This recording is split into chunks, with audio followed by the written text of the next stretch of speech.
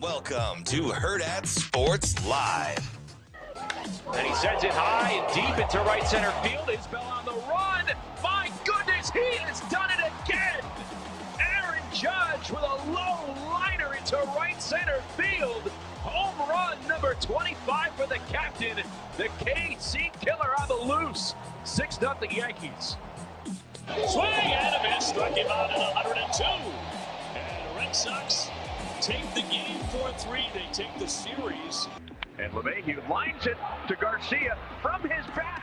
Out at second. What a double play. On a 2-1, Hernandez sends one in the air to deep center field. Merrill's going back. It is gone.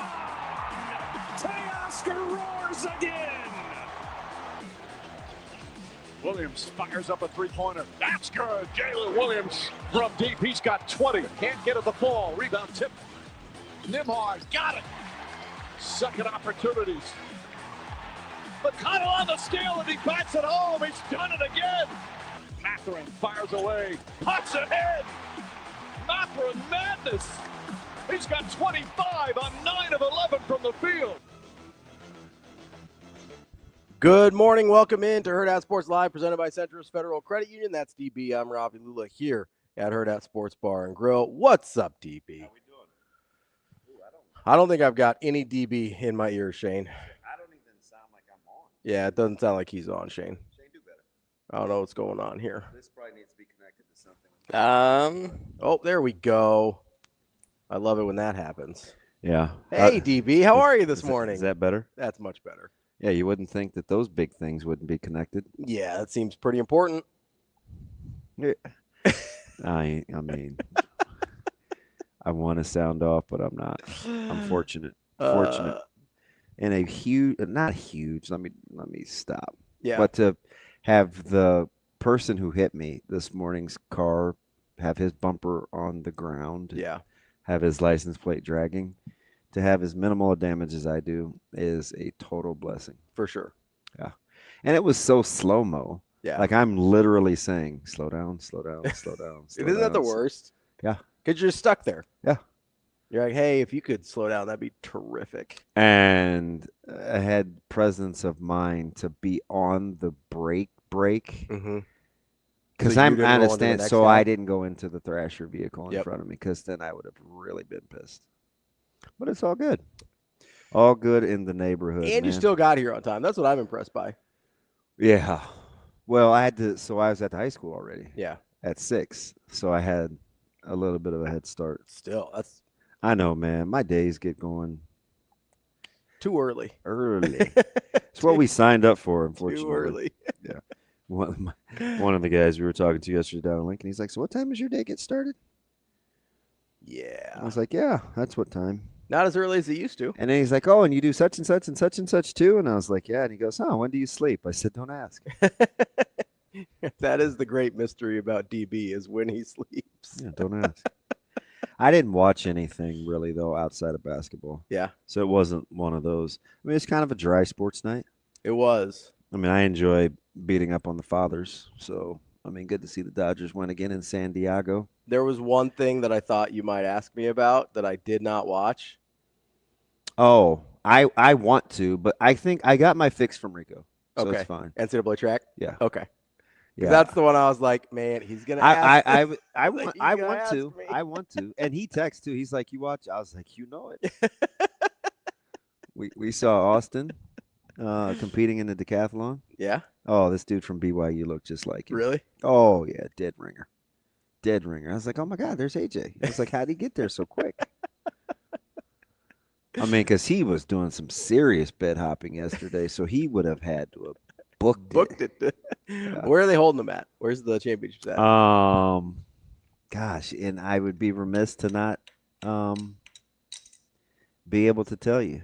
We had a funny conversation, though, because can you picture Rico pole vaulting? No. He said he dabbled for 2 years. No, I knew he ran track at UNK. And I was like, guess what? I don't talk in extremes, but I'm going to go ahead and say I'll never attempt to pole vault. Yeah, pass. He said, "Yeah, you're a long ways from the ground." Pass. Hard pass. I'm like, what if my I believe they're up in Oregon. Oregon, yeah, Yeah. they always are. I should have known. I didn't know if I knew they had been there a lot. I didn't know if that was and I'm every like, year. what if my pole snapped? What? Austin goes, I almost said this. He goes, we're not surprised that my doppelganger's at BYU. That checks out. No, I'm sick. And before, texts, you don't know, fast is fast, right? Yeah. But I said, did you just see Austin competing from BYU? He said, yep. And I don't even know if it hit send. Like, how does it go across on your phone? However fast it hit, was how fast. He's like, he was just staring at it. He's like, yep, sure did. It was just funny. Yeah. Because he had this look of, the agony of defeat as old boy from Mississippi State. Got him. Yeah. Yeah, Rico used to be pretty fast. Yeah, that's what he said. I mean, he ran D2 track. Like, he's got to be pretty fast. Yeah. Yes, that's little legs, too. He might be like Keenan Cotton. So that's the hard thing for me is that he's just not a big guy, right? Yeah. So he was always up against it, like stride length and everything, you know? He's what I call a baby stepper. He said he ran a 10.7, though. That's actual, pretty good. That's actual fast. 100 meters? Yeah. That's pretty good. Yeah. That's good. Yeah. I'll take that. Yeah. As would most of, or 98% of the free world. Yeah. I'll take it. 10.7's legit. Yeah, you get after it. Shout out to Rico. No. No? I mean, not yet. He hasn't done anything that sweet. Well, not recently. No. The graphics, okay. We're doing well. We're gonna stretch him. I have a question. Tomorrow. I'm kind of over your affinity for Tim. For Tim? Yeah, for Geese. Oh, why? Oh, well, why do we have to save all the cool stuff for Tim? It's 2 days away. Like, do you know how good you have to be at something or have somebody have an affinity for you to save a cool exercise for a couple of days later for a particular person? That's like you get a good piece of meat and you're like, oh man, I'm gonna save that for DB when he comes over. Like that's the kind of framer, that's the scope we're dealing with. I mean, is TV that dude? I think we have lots of other fun guests. Why couldn't we do it with Bruntz? Why couldn't we do guests? We do have fun guests. That's kind of weird. Let's not do that delivery again. It's like a little sweet treat. Oh God. I felt like after the quarterback draft that this was kind of in that same realm that he'd be comfortable in. Well, do we need a friend? What if we just did it ourselves? I mean, we could just do it ourselves. I don't know why. I just had a lot of time to think. You've been driving too much? Man. I may not see the city of Lincoln again for it's gonna be a while. Yeah, you spent a lot of time there the last few days. Man. Since last Friday. Yeah. I'm kind of like 4 out of 6 days. Yeah, is what we decided. Kind of over it. Yeah. And this strip, I'm fortunate to live where I do because I can bypass. You can hop off and get around it. Oh yeah. Like I get on at Harrison. It's a nightmare though. It's the worst. I mean, between ILQ exit and 144th on 80. I mean, some mornings it's backed up to center. Oh, I can kind of see it over the viaduct, especially on days where I'm at the high school first. Yeah, it's a mess. I go back through my neighborhood. Yeah. From West Side, which is wild. And it's significantly faster. Yeah. My dumb butt this morning made the decision because it was moving pretty free, so I didn't get off on cue and whip around through my neighborhood. Yeah. I just stayed on the interstate and get what you get. Yeah. And I got hit. Got. Yeah, he was cool though. He was good. Yeah. He wanted to spell Cabrera for me, right? Yeah. And I was like, "Oh, is it such and such and such?" He's like, "Yeah." Like Angel or Miguel? He was an Alex. Oh, okay. I was thinking of baseball players. But yeah, Angel. Yeah. Yeah, so just one. And did the insurance. I'm like, listen, I'm pretty cool. I got a guy. Like, I'm gonna try not to hit your insurance. Yeah. He called his wife. I felt bad. I couldn't understand what she was saying, but it was very excitable. Yeah. I was like, oh, poor guy. I was like, you good? He's like, yeah, she's okay. I'm not gonna do I almost went into character and I was like, that's probably best we don't. It's wrong. It's wrong. Probably not gonna do that. Nah, but it was cool. So I'll see what my guy says. He tried to give me money on the spot. Yeah. That's always a little awkward. Well, so okay. I had screenshot the insurance first. Mm-hmm. Because I'm not definitely not fluent, but Yeah. I know enough, right? I heard Tareta, so I'm like card, Mm-hmm. right? And some other stuff, and I can hear her, and I think he just woke her up. He's like, I work for this company. We're doing this work out at 204th and Gretna. So he was very forthcoming. Mm-hmm. And So he wasn't trying to be shady about it or anything. And he didn't bring up money until after the insurance. He's like, which is good. Yeah. Good sign. He's like, and I was like, I'm kind of, karma's a strong word, but I didn't want to be shady. Yeah. You didn't want to take the money. Yeah. If it wasn't enough, still have to hit his insurance. Oh, no, not even that. Like, what if my guy was like, oh, I could buff that out. Oh, yeah. And then you've got money that you don't need. Yeah. Gotcha. Yeah. So I was like, I'll just call you. How about that? Yeah. And he gave me one of these. He's like, okay. Good looking out. He's like, okay, buddy. This is how he said it.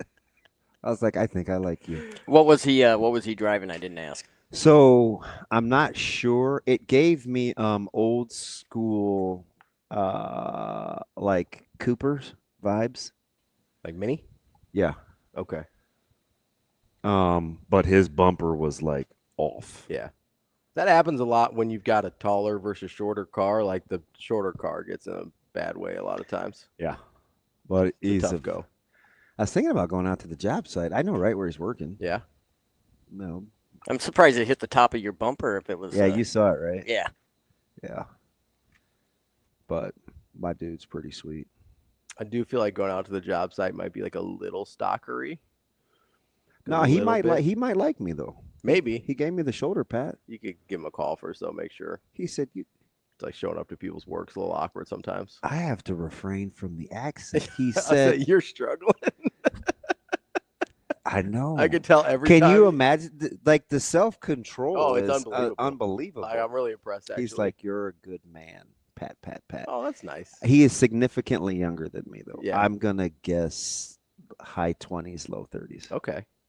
Yeah. Well, I mean, if you said job site, right? So probably he's like, it's labor. a Texas number. Is that okay? It's my phone. Yeah. Didn't quite, that's your interpretation. Yeah. Yeah, that's all right. Yeah. I'm like, hey, I hate using this thing, so good chance I won't be calling. Tim says car crashes are like football. It's all about pad level. It is, man. It's true. You want to be the higher. Unlike football, you want to be the higher guy. So I'm just like, and I can just see it coming because we're at a stand. I mean, you're bumper to bumper on that thing, and you're like, oh, they're not. And I was mad at myself for being in that situation in the first place. Right. Yeah, for being over on that. Yeah, I was just like, why didn't you go through the neighborhood? Yeah, I could have seen Scott and the fellas. Scott said he missed you this morning. So I would have been early, but I would have gone slow. What? Is it getting weird? You try to find him. They walk the same way every day, numbnuts. I like how I'm like listening yesterday to the replay, and you're like, "Did you circle? What did you call the U-turn? C-turn." I was like, "That was weird." Well, I called it a U-turn, and then you're like, "Well, it wasn't quite a U." Yeah, I didn't like whip around. It's a little much. I have a question though. What's up? So, Shane was playing the highlights of the Pacers and the Thunder. Yeah. By the way, that's a horrible replay. But the Rockies suck anyway, so R.I.P. I wasn't real dialed in on the Rockies, so I'm going to be honest. Did you see? Cole will be like, that damn DB. But it is a major sport, Cole. Like they're 12-55. I'm not watching them. Yeah. I mean, just like, what is below mid? It's not even mid. It is trash. I'll say it's I think it's trash. The second most losses in Major League Baseball history. They're on pace for 133. Which would break the modern record by about a dozen games. Yeah. And the all-time record of 1899 in the Cleveland Spiders. Michael J. Schaefer Spiders of 134. Yeah. You're not cheering for that record, are you? No, I am just mostly hoping that their season ends immediately and I never have to worry about them again. Who's going to those games? Apparently still a decent amount of people. I was talking to somebody yesterday from Denver. Yeah. And they haven't been there this year. But he's like, even when they're bad, like people like being around the stadium. It's Colorado. They like being outside. He's like, they still do okay attendance-wise. Hey, let's go hit the game. Yeah, it's just kind of I think they almost view it like minor league baseball. Like the four guys. Like it's just it's a thing to do. In Major League? Yeah, just out there. In the I mean, outfield. They were enjoying themselves. Randy Quaid, was that him? Yeah. Yeah. You stink. You're waiting for him to show you his white Florshimes that he got as a gift? Yeah. It's awesome. No, so I have a question. Yeah, I'm ready. If you're, Mathern had to go off, Miles Turner got hot, you're probably not banking on that all the time. But yeah, they are better in crunch time, clearly. Then maybe everybody in the league. So, like, is that an exaggeration? Like, they are the best. I mean, they're 9-1 in clutch games. Yeah, like they might be the best crunch time team in the league, like full stop. So, if you're OKC, are you like, is this repeatable? Which part of Benedict isn't going to do that all the time. He single-handedly kept them in it. No, he's not. But they are always like that in crunch time. And they've got enough guys that it doesn't always have to be Mathurin or Turn. Like it can switch who it is, right? We've seen Neesmith go off for 20-some. We've seen Nemhard. I don't think I like him. Neesmith? Mm-mm. You didn't like the foul? So I'm not crying over that. Okay. It's fine. What part about Neesmith do you not like? I don't. Just the way he carries himself? Yeah. Not his game. It's like a. Yeah. Okay. That's fine. Listen, there's a lot of guys that I don't like because of just how they come I'm off. like, I guess I would like playing with him. I think.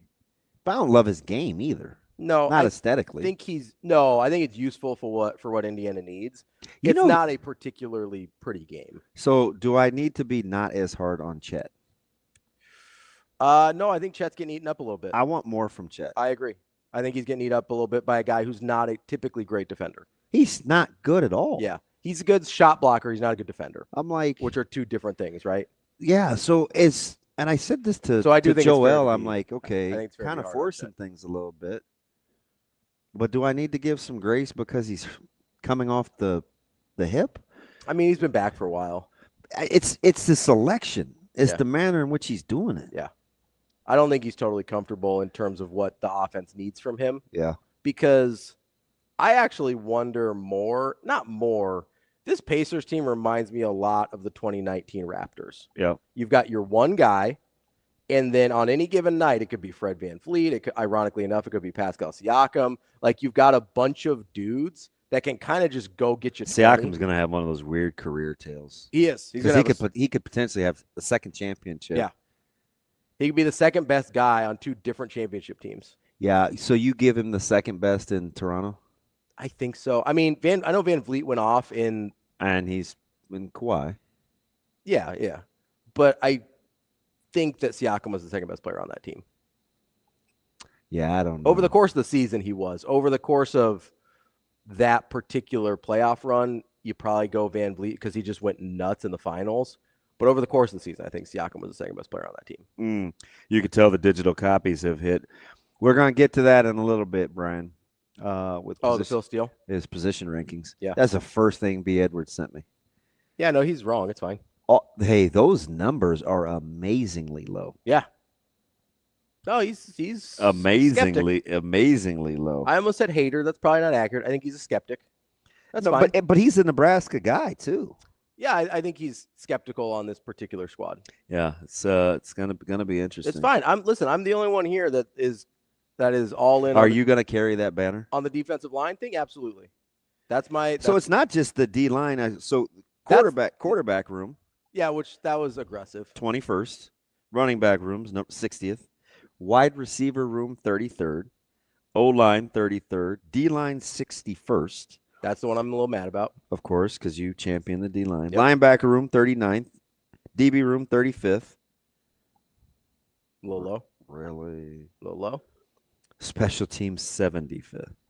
So the special teams, I really can't say anything about because we haven't seen it yet. So but it's going to be better than 75th. Should we send this over to our guy, El Champion? Like it's going to be better than 70. Do you want me to send these over to San Juan? Think you can get these up? Oh, it's yeah. Easy. It's no real. It's just numbers. Can I send them? Can Austin do it too, or is it just the San Juan I think Rico thing? does the graphics. All right, graphics. Suave. I'm sending you over some juice. I understand special teams because of the history, and there's. Do you like how there was zero segue after talking about OKC? Yeah, it's fine. Man, that is so us. The chat brought it up. It's all right. Shane, I love your hat too, by the way. Oh, you switched from ping to TaylorMade. Oh, sometimes I do that. I like the color. It is nice blue. It kind of matches your car a little bit. I don't wear this one that much. So it's I like the color. It looks new. It's good. bright. Good looking dude this morning. Shout out you. What a goofball. He ain't used to getting compliments. No, I'm not. You made him uncomfortable. He's like, I need to go back to making fun of me. You know what's funny, Shane? I'm like the dude in Hitch. Like I can teach you what to do and how to be successful. I just can't do it myself. So just call me. Hey, just stay right here. Stay right here. I'm sick. I give you all the game. You don't need to make pizza. They got food there. That's one of my favorite lines. I love that movie. Do you really? Yeah. I'm a big Will Smith guy, though. Like, That's funny. That's not where I was going with that. I'm a big Eva Mendes guy. Yeah, fair. Pre-surgery. Surgery. In a gots-to-go situation. I just think Will Smith's really funny in that movie. Now, I get it. Maybe something was wrong with you health-wise and you had to have some fixing done. But if it was just elective and you just, nah, I'm out. That is like serious Denny Downer. Don't do that. Don't stop. Like Journey, Believing. Yeah, I forgot to send this to Rico already. I got the attention span of a guppy. Oh, man, you played with Brendan Holbein, right? Yeah. Got his cousin in the chat this morning. No way. That's what he says. He said, morning, boys. I listen every day, but after 10 a.m., which kills me because I can't chime in. And, yes, I'm Brendan Holbein's cousin. Yeah, B-Ho was my... Shout out to Lee. Was my roommate. Oh, really? Man, for 3 years. Was Holbein number 5? Yeah. I remember Brendan. Kozad's second finest. Jared Crick. I was going with Dishman. Fair. Maybe third finest. And Jared Crick was pretty good. Hey, Crick's a stud. Jared Crick's pretty good. No, Crick is out here like Benny Mac, man. B Mac's going to have 3 kids under the age of 5. Oh. Can you imagine? No. Crick's got a young brew crew too. Although Rico's going to be close. Yeah, I made fun of him. He's going to be like.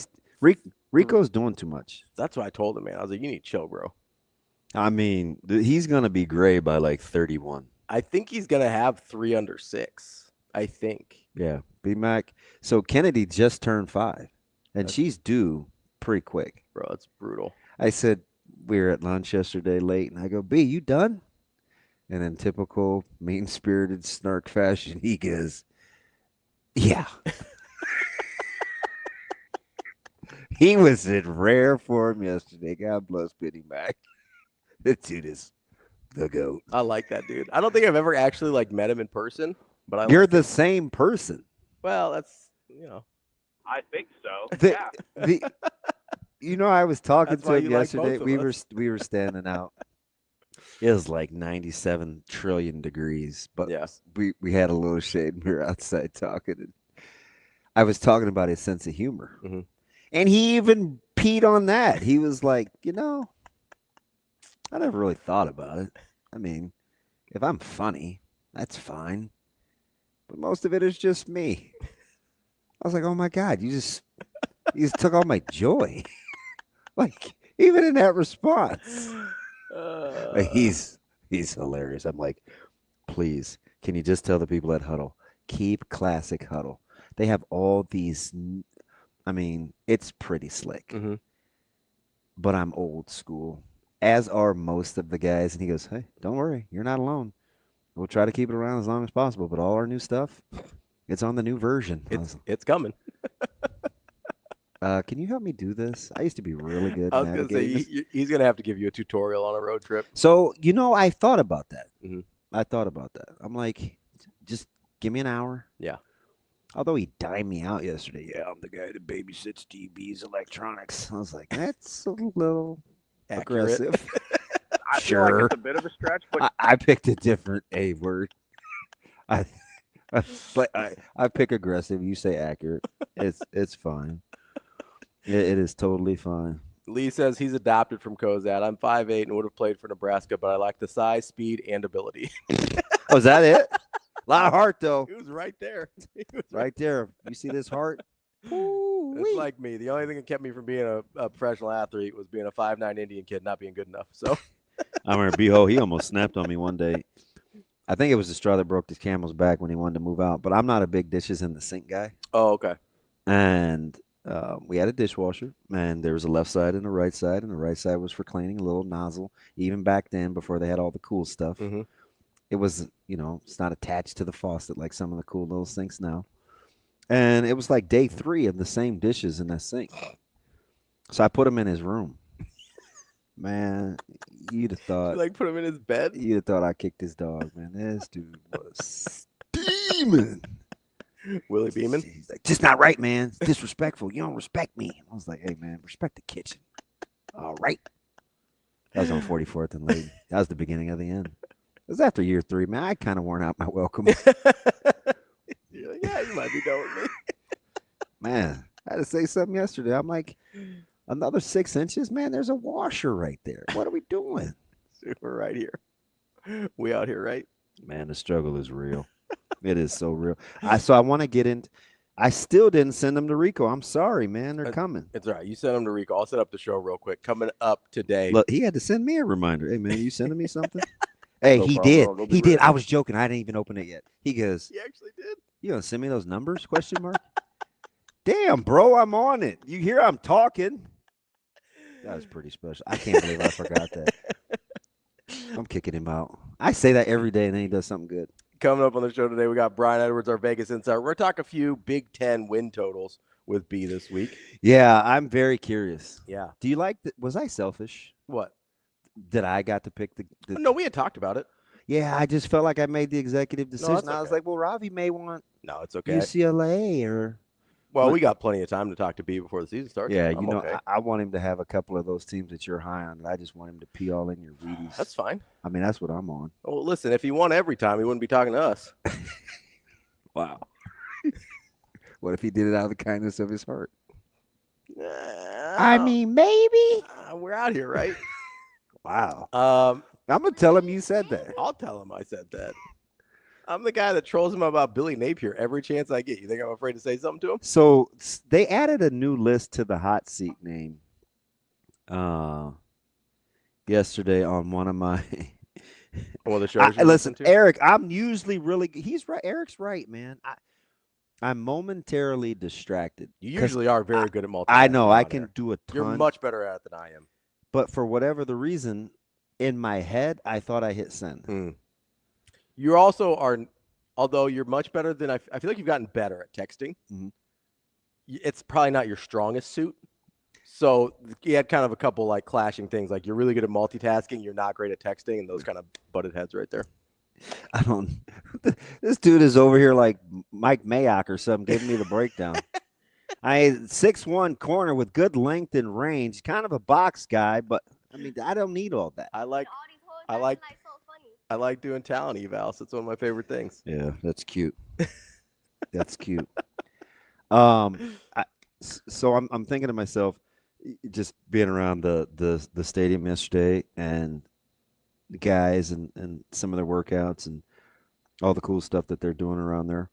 I'm further convinced that it's going to be all the C's: camaraderie, chemistry, culture, commitment. I don't know when's the first time I'll use like an actual physical attribute, but I do like the direction. Yeah. Yeah. Don't give me the whole One Direction bubblegum boy band crap. I like the direction. Yeah. That those guys are moving. I mean, yeah, you're preaching to the choir over here. Like I'm not sitting here and telling people what I believe about this team strictly based on like I'm the one that have sat here for years and said, hey, this hasn't been a talent issue for the most part. There's been a talent gap. Well, look no further than the rankings. Yeah. Because that D-line, it's not – I was going to say significantly more talented. I think it is. It is more talented, though. I think it is. I'm gonna say that, and deeper. But they were so stinking good. So I sound like a ding dong. They were effective last year. But the upside is incredible. But they weren't disruptive, really. And they haven't been for a long time. Nebraska's not had a disruptive defensive line for a long time. So they're going. Handful of the guys are going golfing yesterday, and Coach Rule is going to go play. And you've seen RVP, right? Mm-hmm. How far do you think, if Coach Rule is accurate, how far do you think Van Poppel can hit a golf ball? Ooh, he's a good athlete. Played baseball too, didn't he? Mm-hmm. I'm going to say that's a big guy. I'm going to say he can drive it like 300. Okay. He doesn't – Coach Rule's typically not – he doesn't exaggerate a ton. Sure. He goes – I said, is he too stiff? I can't remember how I phrased it. He goes, he's 355, 365, 370 easy. Ooh. I was going to say 350. I mean, those big guys, they can hit it. He just said it like it just casually rolled off the tongue. I'm like, do you know how far that is? That's wild. Do you know how far that is? But if you're that and if he has control on that, I mean, then that's solid so right that's there. the thing, though. If you're that big and you have the mobility to actually swing a golf club, you can crush that thing. Yeah. And a lot of those guys can golf, too. I mean, he was going golfing with Bodie. I was like, you're going to get dealt, man. Bodie can swing it. Suck up? Yeah. Hey. Dude's probably a scratch golfer. Really? I just like that. I'm like, if you're playing your own ball, man, you better find a way to get that guy. I don't know, change the format. Get that guy on your team. Gonna have to kick it a little bit. Bodie can swing it. Yeah, I like that a lot of those guys, especially on the defensive line, can do other stuff. Yeah. Oh, Brian asked a good question because was this Sam's argument? This has been almost everybody's argument against the defensive line. Are they too small? Okay. Is it? No. I don't hear it. Oh. I heard it from Sam when he gave the analogy of lining it up and tanking it at him. You said that's everybody's argument. I don't know if is it everybody's argument? Who are you talking to that I'm not? I feel like who's everybody? Talked to multiple people who've brought that up about the size. Am I not paying attention? No, I think Sam sticks out the most because he was the most aggressive about it. Well, who else? I thought Bruntz has said something. Names. Bruntz. I think Bruntz has said something similar. Aren't we talking to him today? And I think Schaefer has as well. I could be. You're better at remembering details than I am, so I might be cross-pollinating here. Well, now Brian has me curious. Are they too small? No, they're not. Man, Van Pop is huge. They're not too small. Elijah Judy's not a small guy. No. They're not too small. Also, they're not going to be asked to do the same things that Ty and Nash were. It's going to be different. Also, and we had this discussion. Why am I so in thought about something I think I know? I'm like going through this mental exercise. Because that's the only thing that I think could possibly keep them from being really good.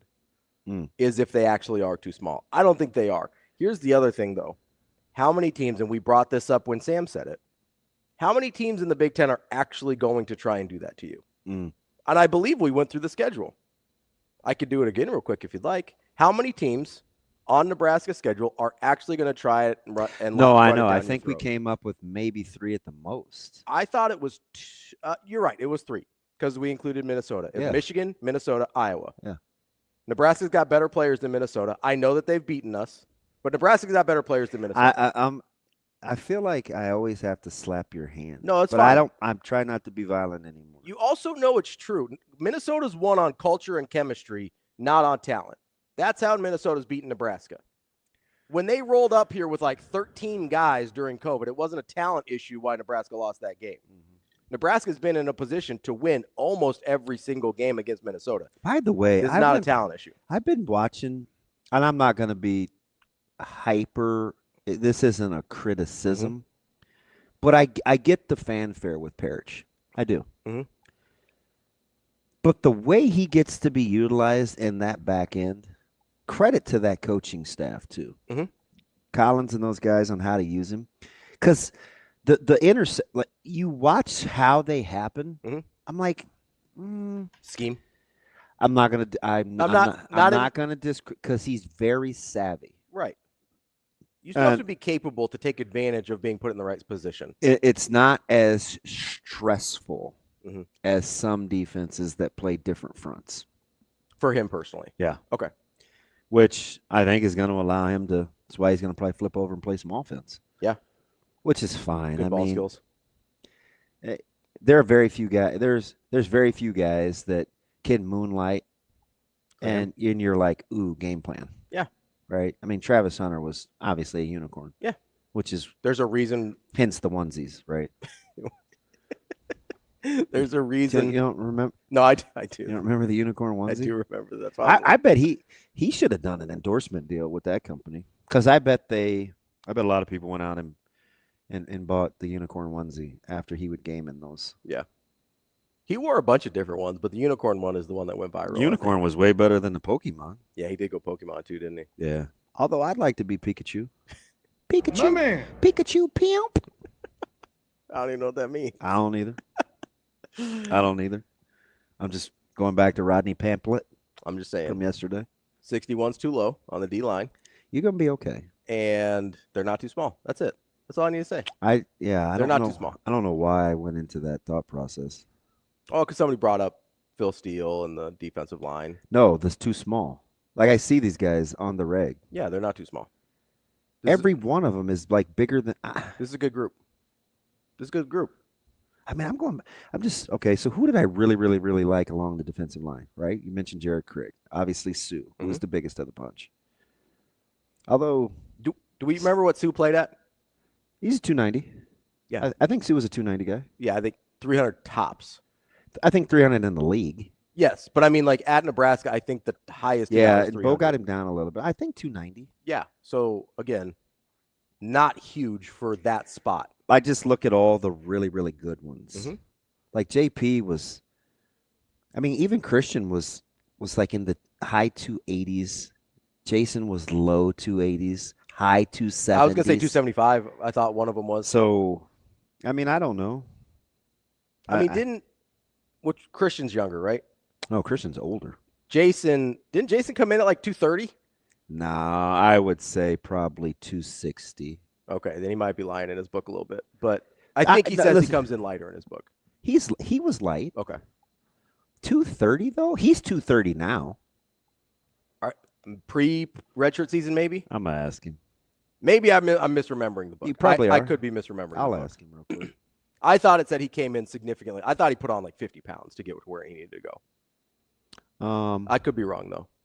You think I can multitask? I shouldn't have said lie. That was aggressive. I am most likely misremembering. Yeah, I hate the word. That was my bad. I'm not offended. I'm just saying.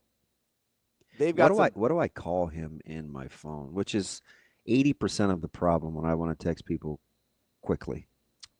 Is if I've given you a nickname. So, let's take Elijah Judy for example. Okay. He listed around 300. I don't think he should be playing at that. That's just my own personal listed opinion. now at 285. That's about right. It's what he needs to be. That's big enough? Yeah. Okay. Yeah. You think Sua Lafotu is going to play? He could. I kind of quietly like him. I do too. Maybe more as a person. How big do you think he is? Oh, he's grown. He's one of those all frame change guys. I will say, are these rosters updated? I believe so. If they've got my guy Judy at 285, I believe they're updated. I'm gonna say because he was listed at 300 last year. I'm gonna say 200, 280, 295. Okay, he does look good. He's big. Let's see who else we got here. Gabe Moore, transfer in from Mississippi State, who I think a lot of people forget about. He's got a weird body type. He's tall. I'm usually good at this. I'm gonna go. Is it on a 0 or a 5 or are the numbers? Yeah, all 0s or 5s. 290. He is right at 290. 6'4", 290. Let's do Dylan Parrott. I kind of low-key like him. He's a big dude. 300?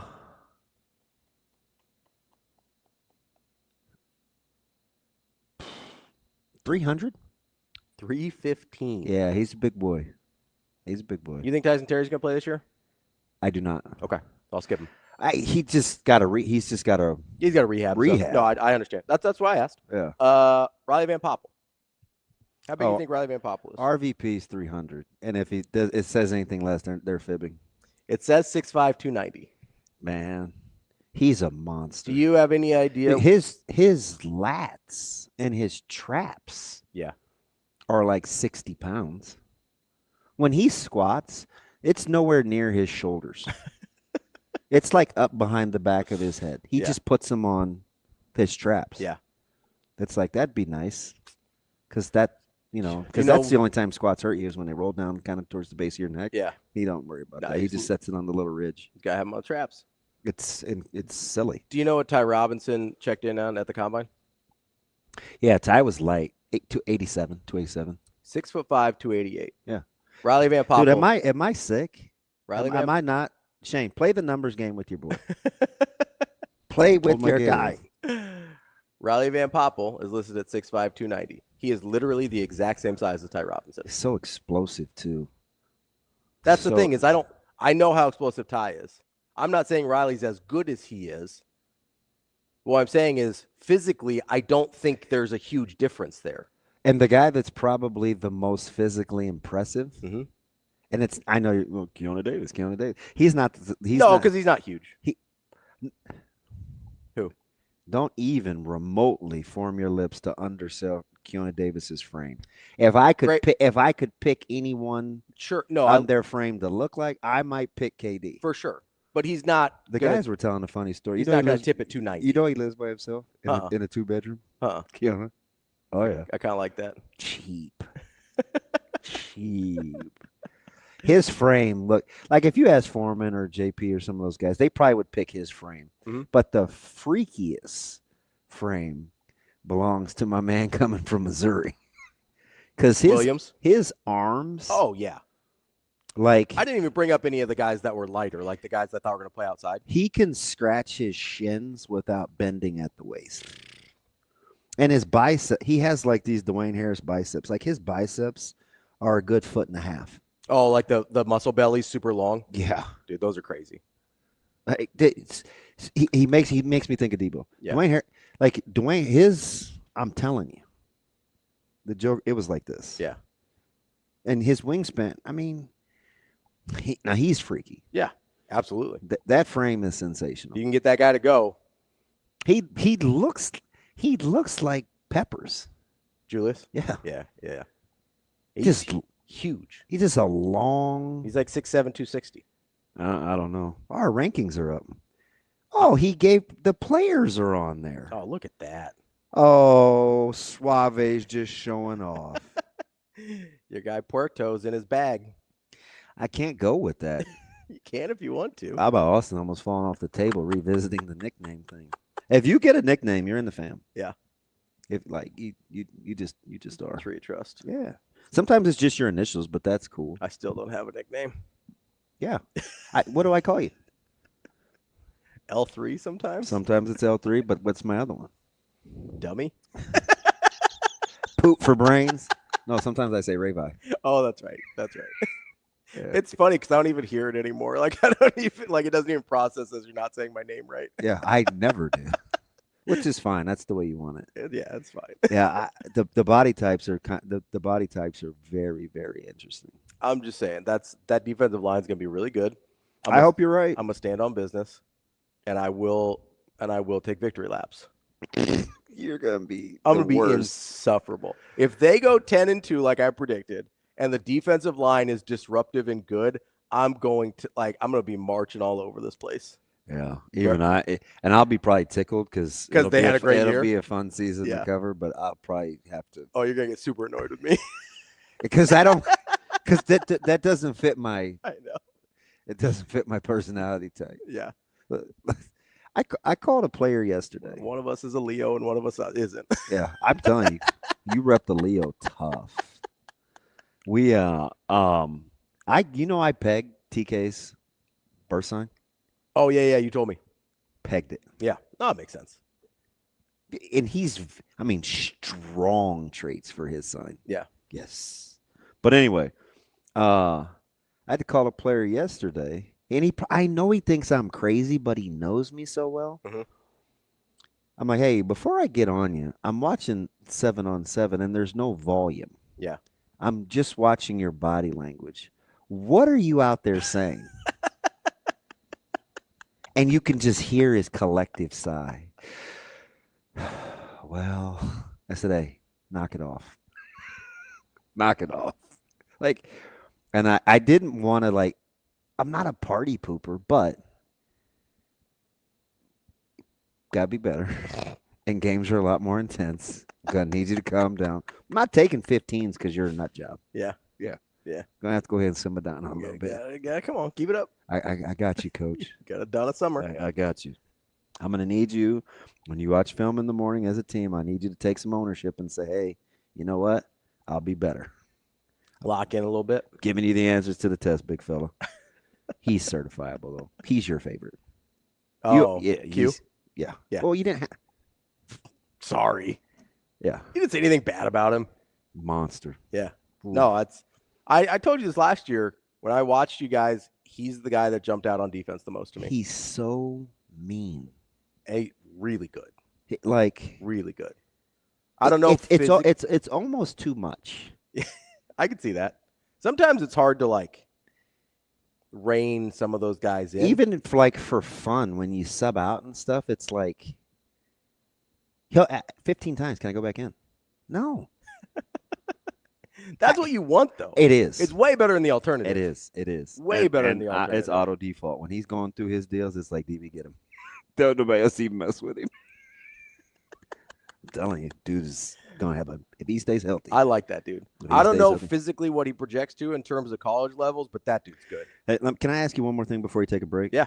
Are we okay with, and they got their presser coming up with Bud and Canelo, and we're going to get into this pretty good leading up to it. Are you okay with the Netflix thing? Does it just matter who's on the commentating? Yeah, I mean, the call is what matters. I love that it's available widely. I love that because that's honestly, this goes back years. I don't even think you know this about me. One of the things that I think you wear pink boxers? No. One of the things that Polka dot. No. Favorite colors teal. No, I mean I do like coastal, but not that much. Big Schnall guy. All right, go ahead. I'm sorry.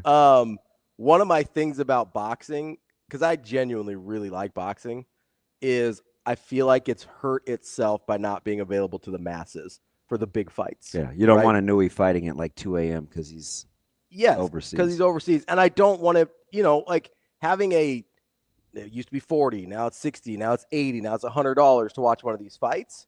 That's not accessible to a lot of people, especially if you're casual. So everybody's on Netflix? I mean, it's $10 a month or $12. It's way more accessible than $100 for one fight. Wasn't the Tyson fight on Netflix? It was. It was terrible. It was horrible. Awful. This is arguably the second worst streaming experience I've ever had. Yeah. What was the first? I sat through a bad movie once. Oh, okay. Was it Flint? Yeah. I got the name right. How impressed are you? Yeah, it's better than Russian Rambo. That's what it was, though. And listen, I should get some royalties if people hearing us regurgitate that or repurpose that over the last 6 months. Yeah. And they've all of a sudden like clicked on it to stream. Nobody else is watching that. You want some checks? Yeah. Yeah. Even if it's, I'd take $20. Yeah. I'd take somebody to eat for that. No, I'm excited that it's on Netflix. It's more widely available. I was really because listen, I'm gonna pay for it or I'm gonna watch it one way or another, but I think it goes a long way for the sport and honestly for Bud getting his name more widely recognized by just randos watching on Netflix. You know what's funny? What's that? He couldn't care less about that. I know he couldn't. He is. I care though. I think in the boxing community, he's held with as much reverence in the sport as anyone, and I think he's okay with that. I would agree. I think he's okay with that. I'm just I just want my guy to get his paper, Bigger your name is, more money you get. Yeah. TB, I'm with you. You see the room he's talking about? Yeah. I'm with you. I'm not worried about the front seven even a little bit. My man Tim said, I am very excited about the linebacker room. Agreed. Am too. I mean, the guy that we haven't talked about that much because he's not a defensive lineman, and that's where most of my attention Shavers? is. Dude, Shavers is I'm convinced Shavers is going to be a monster. Yeah. That dude is full on Again, wrecking ball. mean-spirited and enjoys playing. Wrecking ball. Yeah. Like that dude and McGahee are going to be problems. Yeah. And they're going to be problems real fast. I hope. Forgetting about McCullough. There's a lot of guys. That's what I mean, too. The depth is actually really good. We'll see. McCullough's a good player who's been productive at major conference level, and we don't even talk about him. I know. Williams and Nwaneri, in any other year, we'd be losing our minds because he was like the 10th best player in the country last year. Mm-hmm. He is a Dylan Raiola level recruit at defensive end, which is a spot that we have struggled at almost as much as quarterback. And he's forgotten. That's a good thing. That's a good thing. This unit's going to be good. You're not about to let me board the hype train. It's still the middle of June. That's fine. I need to temper my enthusiasm. I'm like, like Rodney Pamphlet. It's the summer. I'm like one of those, those Coors Light commercials where the train comes in, and that's me. I'm the hype train. I'm just driving right on through the summer. Yeah. Hey, Shane, can you see that television over there? I cannot. This is kind of cruel. Does Travis Hunter give you Predator vibes, or is it just because I've been watching? No, a little Predator? bit. The way his face is like shaped. I know I've been watching a lot of Predator. I apologize because that's probably not a term of endearment, but he gives me Predator vibes. That's fine. You know who really looked like Predator? Who? This is a weird pull. Who? And I think it was just the dreads more than anything. That's Predator, right? The one that has like the tentacles coming off that kind of look like dreads? Yes. So like Xavier Lee from Florida State. That's your boy. I love that dude. Did you think he was going to be a better quarterback than he was? Because he rots. Rots is aggressive. Xavier Lee or Jamal Lord? Xavier Lee. What? Jamal Lord had the better career. If I'm taking a quarterback today, I want Xavier Lee. Xavier Lee was a better thrower than Jamal Lord was. Okay. How'd that work out for him? Listen, it didn't. It's fine. You're such a semen hole honk. Listen, a couple things happened here. Number one. I don't think you can say that. Honk? Oh, my bad. Number one, a couple things happened here. Late stage Bobby Bowden wasn't great. All right, we had some problems there. Number two, they brought in Drew Weatherford at the same time. They ran an offense that fit Drew Weatherford better than it did Xavier Lee. In the right situation, Xavier Lee would have been way better. And in the transfer portal era, he'd have ended up somewhere else and been really good. I'll die on that hill. Wow. Xavier Lee could ball. The extrapolation. Listen. Hey, by the way, and I know we got to take a break. So your girl during before the show yesterday for Husker Sports Nightly. Oh, yeah. Jess? She was so animate about Holgorsen not getting his respect. Mm-hmm. Like on the fly, she went through like 5 different statistical quarterbacks and basically looked at me and was like, do you need more? No, I'm good. I'm good. Of like guys Holgorsen had coached? Yes. Okay. Yeah. Graham Harrell. Yeah. The Graham Harrell Crabtree. Harrell 2 years in a row. Whedon. Geno Smith. Case Keenum. And she's like, yeah, I didn't have time to really get into it, but I mean, do you think people need more in terms of the disrespect? I was like, no, we're good. What did I say yesterday? He's never been bad at this. Been doing it for decades, and he's never been bad at it. At no point has he ever been bad. I was like, at offensive football. She just was going through this role, and I was like, that's pretty good. You know what we do is you have a guy that like has 1 or 2 pretty good quarterbacks. It's better than you think, and you're on his jockstrap. Yeah. It's better than you think. But so many of these offensive coordinators, they have 1 or 2 good guys that are pretty good, and we're like, oh, quarterback guru. Incredible. And Dana's out here just like pumping out dudes year after year after year, program after program after program, and we're like, well, I don't know about Dana. I don't think that's what we're saying. I don't really know about Dana. You Rip Van Winkle, man? You just got up. Don't matter to me. That's why I needed the C4 this morning. Need a little pep. I don't know about Dana. I just, I had to stop at the gas station in Lincoln yesterday. You know what I kind of low key like? This dude got here, and 4 days later, the offense. We'll talk looked about better. it later. It's Sorry. cool. What do you really like at the gas station? You're on a mini rant because we got to defend your guy. Let's go. He showed up last fall, and 4 days later, the offense looked markedly better. Like literally like 4 days.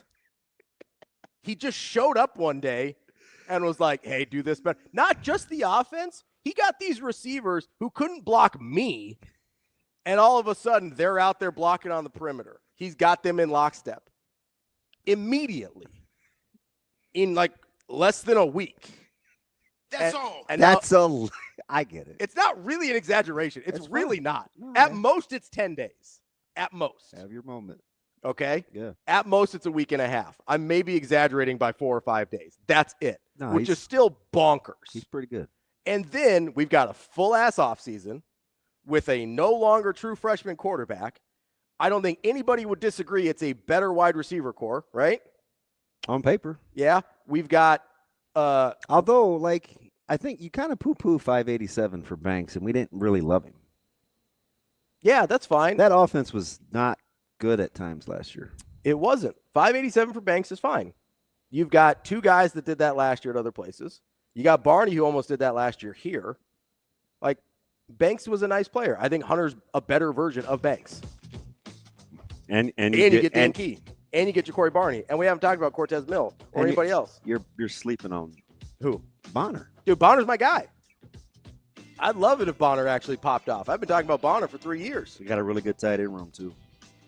So I'm supposed to sit here and believe that after a full offseason and all that stuff I talked about, that they're not going to be better? It's a full-ass offseason. A full-ass offseason? Yeah.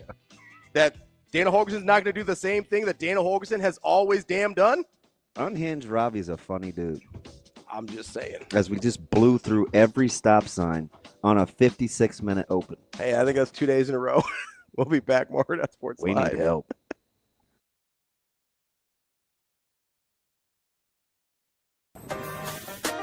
I'm Ravi Lulla. I'm Kenny Bell. We're here from Hurrdat Sports. Don't worry, Metro Transit has you covered right here on the ballpark bus. Gonna run from right here down by the stadium, north of downtown, all the way up to Dodge Street, making a circle to drop you off wherever you need to go. Oh, beautiful. So what's it cost? It is free. It runs every 10 minutes, and it'll run almost all day until an hour after the last game. Or Kenny, if you're like me, you don't want to deal with driving downtown at all, Metro Transit has you covered there too. You can park out at West Roads for free and get a ride downtown through Orbit. That's right. They added an extra Orbit stop at 10th and Capitol. Only $1.25. Fills up after the game. Quick, nice service right back out to West Roads. $250 round trip, can't beat it. And free parking? You kidding me? Plan your trip or track your bus at myride.ometro.com. Or download the MyRide OMA app.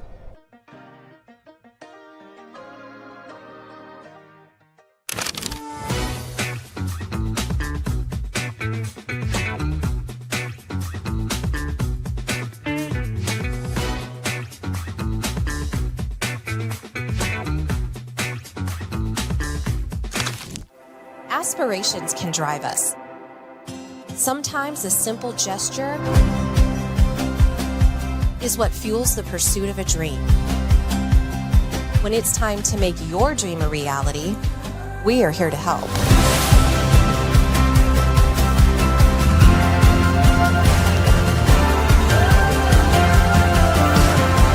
Centris Federal Credit Union. We are where you are.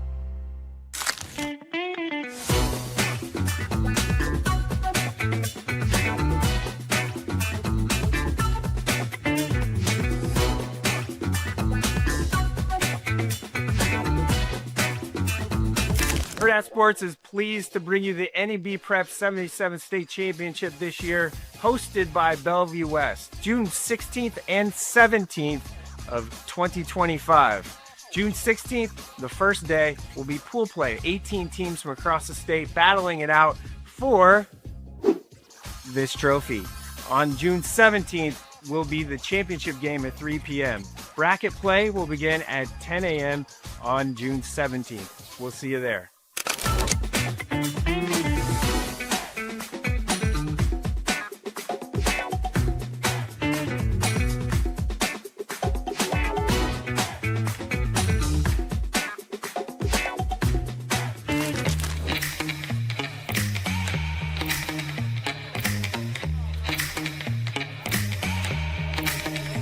Give me that shit that we getting Rico. Big money, those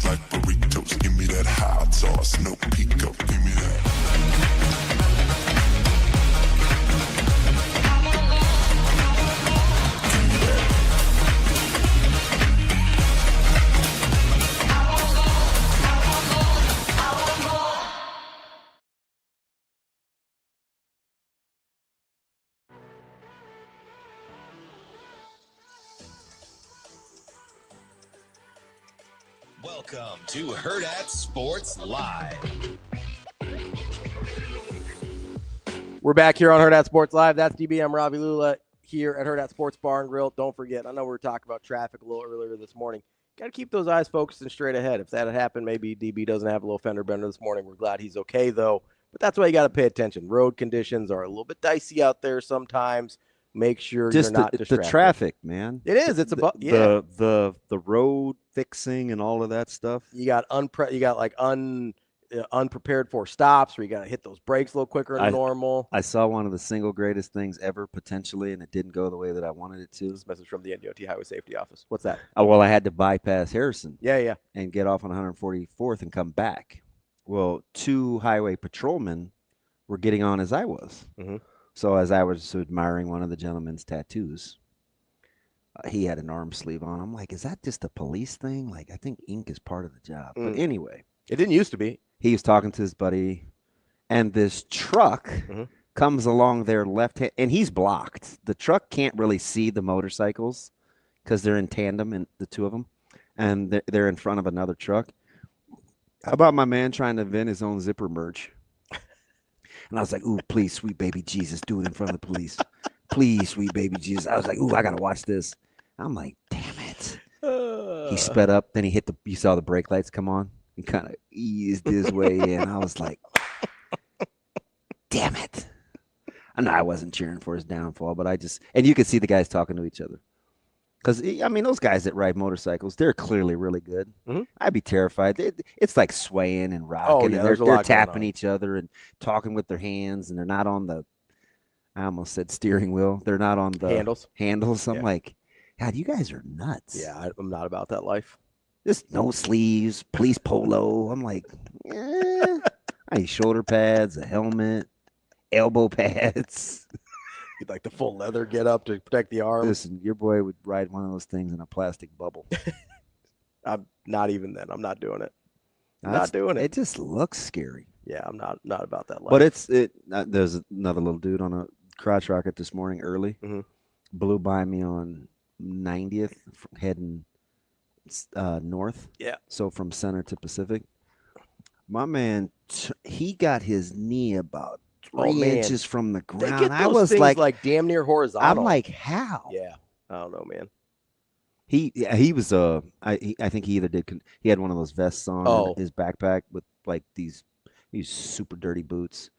I'm like, is that dude late to the site? Like, why are you going so fast? Trying to get there, man. Well, you can get some cool helmets. I mean, they're comparable to hockey goalie helmets. I mean, you can get some cool helmets for motorcyclists. You like those? I Who do you like think this. paints those guys' helmets in hockey? They are sweet. They are pretty sweet. Bobrovsky's is real tough. The Panther. Yeah. You taking him tonight? I kind of want the Oilers to even it up. Why? You want to see a long series? Yeah, I want to see a long, interesting series. Give me the number. Also, I'm kind of Panthers in 6. I mean, I want the Oilers to win. Okay, well, dude, if they don't even it up tonight, they ain't gonna win. Well, yeah, that's who needs to win more. The Oilers or OKC? Oh, OKC needs to win more. Wow, OKC's in trouble. Okay, stop. No, OKC's in trouble. Knock it off. Listen, they're shooketh. Yeah. 4-2, it's a wrap. They're winning 3 straight? Yeah. They're not winning in Indiana on Friday. Okay. $20? Yeah. I'm plus 60? Yeah, you're up. Yeah. You're up 60 right now. That restaurant I aforementioned? Yeah. I need about 6 more of these, and we're going. How many people are we taking? 2. Oh, I mean, it's $140 to sit down. Don't get it twisted. No, Yeah, we're on. No points, nothing. Straight up winner. Yes. Okay. Are you nuts? Nope. God, I want to double down, but I don't want to get greedy. I'll do 20. Let's ride. Yeah. Let's go. Indiana straight up. Crackhead. Free DB. Cracky DB or Cracky McGee. I've never been so confident. That's fine. By the way, you know what the best thing the Oilers have going for them? The who? Edmonton. The Oilers. I said the Oilers. Shane, I love you, man. You're my dude. Pamphlet. Rodney. What's up, Shane? He's so mad. is half the By guys. the way, we'll draft golfers later after we talk to Jonathan Rathouz. Half the guys on Florida are going to be unrestricted free agents, so they don't have to play them So next year. I asked you in passing it feels like months ago now. I'm like, is what happened to Tampa Bay eventually going to happen to Florida? I would say yes. The cap is tough. It is. The cap I mean, they'll get because there's no wiggle room. They'll get a guy back, but I mean, to get all those guys back, that's going to be tough. And a big deal is like $6 million. Mm-hmm. Yeah, how your players don't get paid like I'm some like, of these other guys do. Yeah. I don't know, man. My man Magnum TA, he likes my nicknames. Let's get Cody here. Wants to talk a little Husker football. Ooh, not wrestling? You can call us 888-638-4876. Sometimes I think people forget we have a phone line because I forget we have a phone line sometimes. Well, we never say the number. Yeah, I'm working on it. We'll try and get better. We're just poor. I mean, mechanically, we don't do anything right. That's where the magic happens. Cody, what's going on, bud? Good morning, gentlemen. What's up, Buttercup? You guys saved him. I just have you saved my phone as coffee and cream, so I don't have to remember the number. Hadn't been that for a minute, bud. My man. Yeah, well, you guys also haven't had Andrew forever, and when you're sitting there on hold, it still says email Andrew at Hurrdatsports.com. Oh, it does?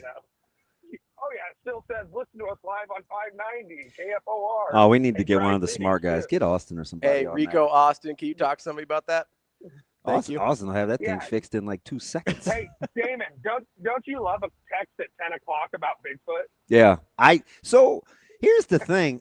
And you got what I was saying, though, and I was like, can I at least get some pictures? Give me a Allegedly, picture there was a Bigfoot footprint sighting in northeast Nebraska. Oh. Up by Crofton. And I'm like, yeah, Crawford. Bud. Yeah. Terrence. Somebody. Yeah, that. Yeah. Up there in the northeastern corner. Can somebody just take a picture?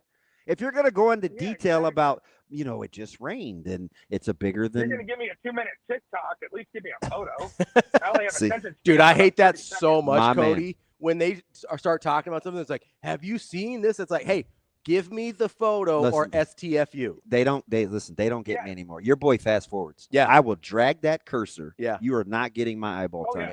Man. It makes me so mad. Hey, and then secondly, is there an update on Phil Steinforth this morning? Like, is he going to be good to go today, or? I didn't hear what you said.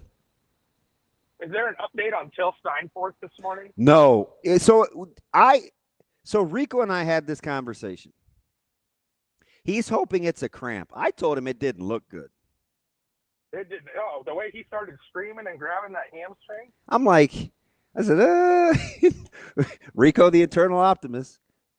Hope it's a cramp. I was like, yeah, I don't know, man. That was second place. But dang. That was kind of DC sniperish, right? It was like, I don't know. I mean, he looked like a flailing duck out there. My Husker football questions is obviously I have an affinity for our new running back that moved over from linebacker. Yeah. But that brings me to who the heck's going to play linebacker besides Shavers? So you've got hyphenated last name. You're not going to put Dawson Merritt in there as a starter right away, right? Watson Trent? No. That's who you're talking. Watson Trent? Yeah. Yeah. But I can't call him hyphenated last name. Is that disrespectful? No, in case everybody didn't know who you're talking about. Oh. I'm trying to help out the people. I don't believe a word of that. You can talk about who. You can say him whatever you want. So you got Watson Trent, you got Buddha Wright, you've got and I forget his name, and I shouldn't because he's terrorized the whole planet since predicting he was going to start from day one. The greatest story they got going right now. Bauer? Yeah. Yeah. You got Bauer, you've got Shavers, you've got McGahee. You got that room will be just fine. And you got a fantastic That's a freshman. Yeah. McCullough's technically a linebacker. Yeah. I think Merritt's got a ways to go. But that young class is good. Christian Jones, Merritt, like those guys. Pierce is good. Yeah, Mooberry's a stud. Mooberry's quietly. Where's Mooberry going to play? Wherever he wants to. That dude can play anywhere. That dude's so good. I'm just like, that dude's a football player. So you want a funny, non-funny? Is Ochoa playing linebacker? Quick story. Ochoa, he can rush the like pass. Edge. He might be one of the better stories too. Ochoa's good. He came out of nowhere. Yeah, that dude's good. And still learning. Yeah. He wears the 22 well. He looks sleek. Mm-hmm. He's long. Good pull on the jaw. I think Merritt's going to be an outside guy. He's coming off the shoulder surgery and he missed a ton of time. He can run though, like that. Yeah, he can. Like run. he's a sideline to sideline. He can run. Yeah, he can run. Yeah, they'll be okay. And then when you were talking about D line, one guy that he actually ended up getting a little bit of playing time towards the end of last year, our boy Mason Goldman. Yeah. I was waiting for Ravi to say him because I'm a fan. Yeah. Oh yeah. I was mostly talking about interior guys, size wise. Yeah. Yeah. Mason's a stud. Mason's still a little lighter. Yeah. Hey, by the way, Jess saw AJ in her complex. She thinks they might be neighbors. Really? Wouldn't that be hilarious? I'm praying so. I'm like, hopefully she's not just messing with me, but yeah, she's gonna grab him this week. I'm fascinated to see what Ferrari says. My joke going with the Any Wrestle guys is, who's got a bigger ego on that campus, AJ or Dylan? Can Lincoln hold that much ego? Yeah, but Dylan is cool. Dylan is quiet with his. Dylan is like cool. AJ may beat you over the head with it.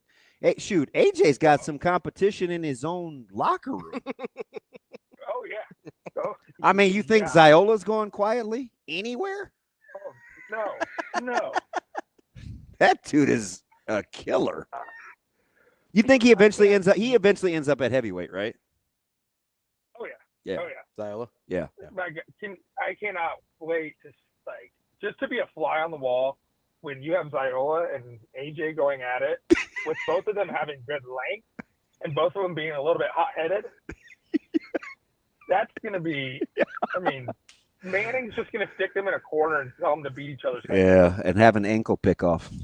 So is AJ gonna stick at 197, or do we know what's gonna happen there? I don't know. He's gonna stay in heavyweight. Hey, you like how he just casually said 230? Yeah. I mean, he's always looked big at 97. It's like, how is this kid at 97? Yeah. I'm excited. All right, Cody. I'm very excited. All right, boys. All right, Have a buddy. good Be one. good. Appreciate it as always. Shane, we need to track down the Bigfoot lady. I heard she's like gotten into it. It's gotten real terse. Really? Oh yeah. Oh, Harriet ain't having it. Like she went from this cute little cuddly story to not about that life. Like a bona fide terror. Oh, she's all about that life. Hey, you think you wait till we get her. I haven't seen it. I haven't seen it at all. She loved her some Shane. Last time we talked to Harriet, she was telling us how she found some. It reminded her of onyx, but it was kind of like tree bark. It was something dark and discolored, and she felt like that baby Bigfoot and mama Bigfoot were all, like communicating on through writing. I know you're like she's full of malarkey, but I'm telling you, she's legit. We have multiple listeners that go to the Bigfoot convention. That's fine. Dookie Clint is a Bigfoot aficionado. That's fine. I need Clint to call me. Do you have anybody that's NFL like contract aficionados? Whose language you trying to? So are you talking about Shamar Stewart? Yeah. I'm terrified. Of what? The precedent? First of all, Cincinnati's just being Cincinnati. Yeah, they're. This is not Shamar Stewart's fault. No. Which originally, I'll be honest, when this first came out and we didn't know what the holdup was, I was convinced. It was on the rundown. Yeah. About me thinking Shamar Stewart's going to be a bust. That was a minute ago. Because, sorry about that. No, you're good. Because I'm sitting there and I go, well, we didn't know anything. I'm glad it never came up because I'd sound like an idiot now that we know more, right? Just going in. Yeah, because going in, I'm like, okay, this dude was not productive in college. He was picked strictly on traits, which is fine. I get that. But then to be a holdout, I was like, come on, man. And be honest. His delivery pit against his look. Yeah. He comes across as condescending. Yeah, he does. But now that you know what's going on, I'm like, oh, I kind of get it. Yeah, because we totally stereotype. We see the braids, and the thing for me, honestly, his hands is kind of like it's very casual. It's tucked under his chin. He's very calm. You're like, he's like the dudes that won't show police their ID, right? He just keeps saying the same thing kind of over and over again. Like, is there an never mind. I'm not even going to go into it too much TikTok, but he comes across as though like he's purposely being obtuse. Yeah, like he's too good for it, or he's above whatever's Yeah. happening. This isn't Shamar's but this is fault. a Cincinnati problem. It's so it's don't know what's incredible. going on. Yeah, go ahead. Cincinnati's trying to not sneak. They're trying to wedge is the term that people are using. Trying to wedge language into the contract that if there is any default in the contract, that means just that for any reason Shamar Stewart doesn't live up to any parts of the contract, that's showing up to minicamp, OTAs, whatever, that it doesn't just void the guarantees for that year, it voids every guarantee for the remainder of the contract. Yeah. This is not something they've ever tried to do before. It's not. That's been reported. To my knowledge, it's not something that any other franchise does. This is a strictly weird Cincinnati thing that they're doing, and I haven't heard a good reason why. Like, why now? Why is this? And I get they're like trying to save money and trying to protect themselves. But like, if you picked this guy, and you've already pissed Hendricks off. Yeah. So who's gonna rush the passer for you, Cincinnati? I don't know. They need to borrow somebody in New York. See that front? Yeah. With Burns, Thibodeau, and Abdul Carter? Yeah. It's a little scary. Oh. It's a little scary. I'm a little scared. Hey, people forget about B2. Yeah. Brian Burns is a really good monster. He was from Carolina, right? Yes. Yeah. Really good. He got paid. Mm-hmm. And say what you want about Thibodeau. Dude's pretty good. Yeah, he's pretty good. Freaky. Like, got some freaky attributes. I can't remember who posted the pic. I think Husker X's and O's sent it to me from Twitter. Mm-hmm. But it was the front four pass rushing. I'll tweet it out. Watch the spin move by Thibodeau. It's like Thibodeau's good.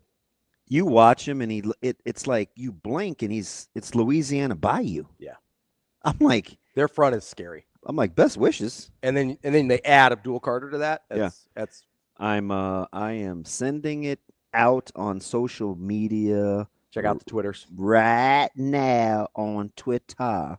Watch this front four.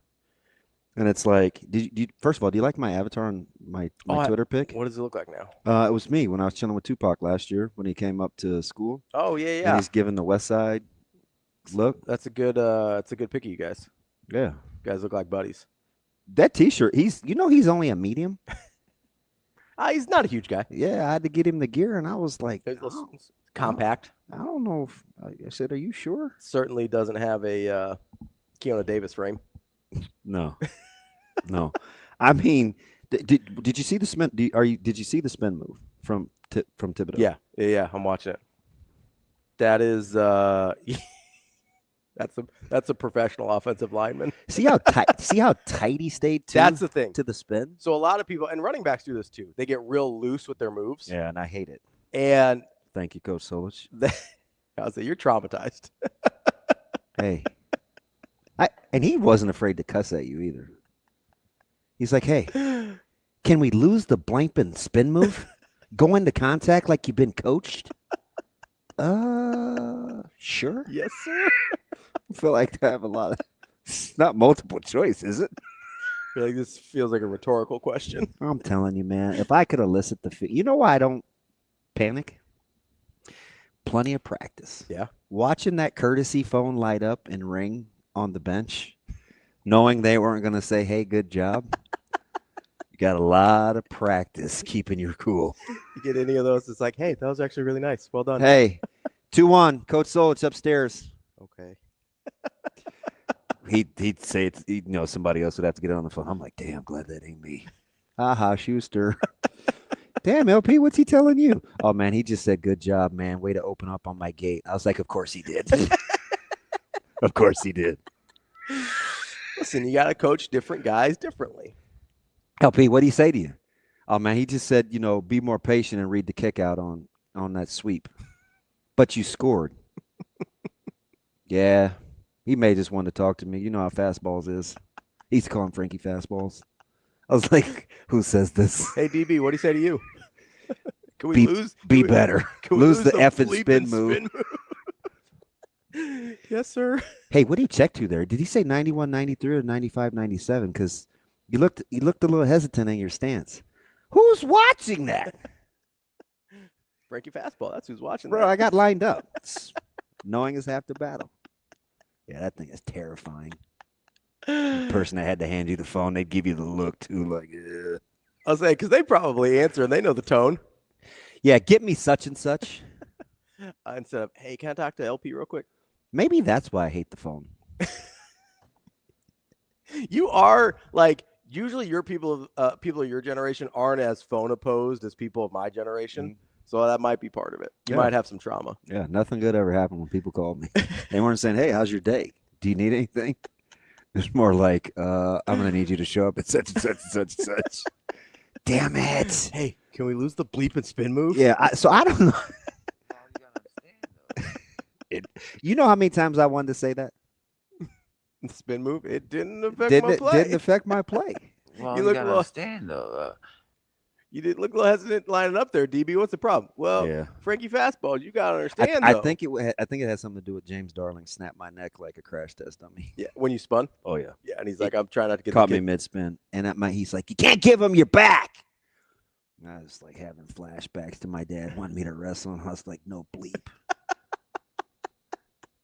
That is back when I used to cuss too. I was terrible. He's trying to get trying to keep you from getting decapitated out there, trying to help you out. Nah, man, he didn't want to look bad. What I'm not coaching that guy. He made that up. He didn't get that from me. That's fine. Don't matter to me. What would he have done if you tried to pull a Saquon reverse hurdle on him? Hey, would you have ever played again? I told you about UCLA. You told me. Diving over the pile, and Zadiska made a big deal about it. Yeah. And Coach Solis was like, can you just keep your feet on the ground? Hey, keep your feet. Why do I hate divers? Because you're traumatized. Yeah. Started with Zadiska, who ran and told. Tattle. Told. Snitch. Hey, you had the hole. I mean, I'm like, hey, man, 6 points, bro. He's probably mad. Because when you dive over top, he probably makes it look like he didn't create the hole. And he annihilated old boy on the down block. Yeah. But, I mean, I saw traffic. I'm like, going over. Just trying to get in, man. Need that overpass. Whoop. And when you land on your head, then your coach is doubly pissed. Can you just keep your feet on the ground? Well, you gotta understand, though. I'm like, is it ever good enough? And you wonder why I'm anal. No, I have a pretty good idea why.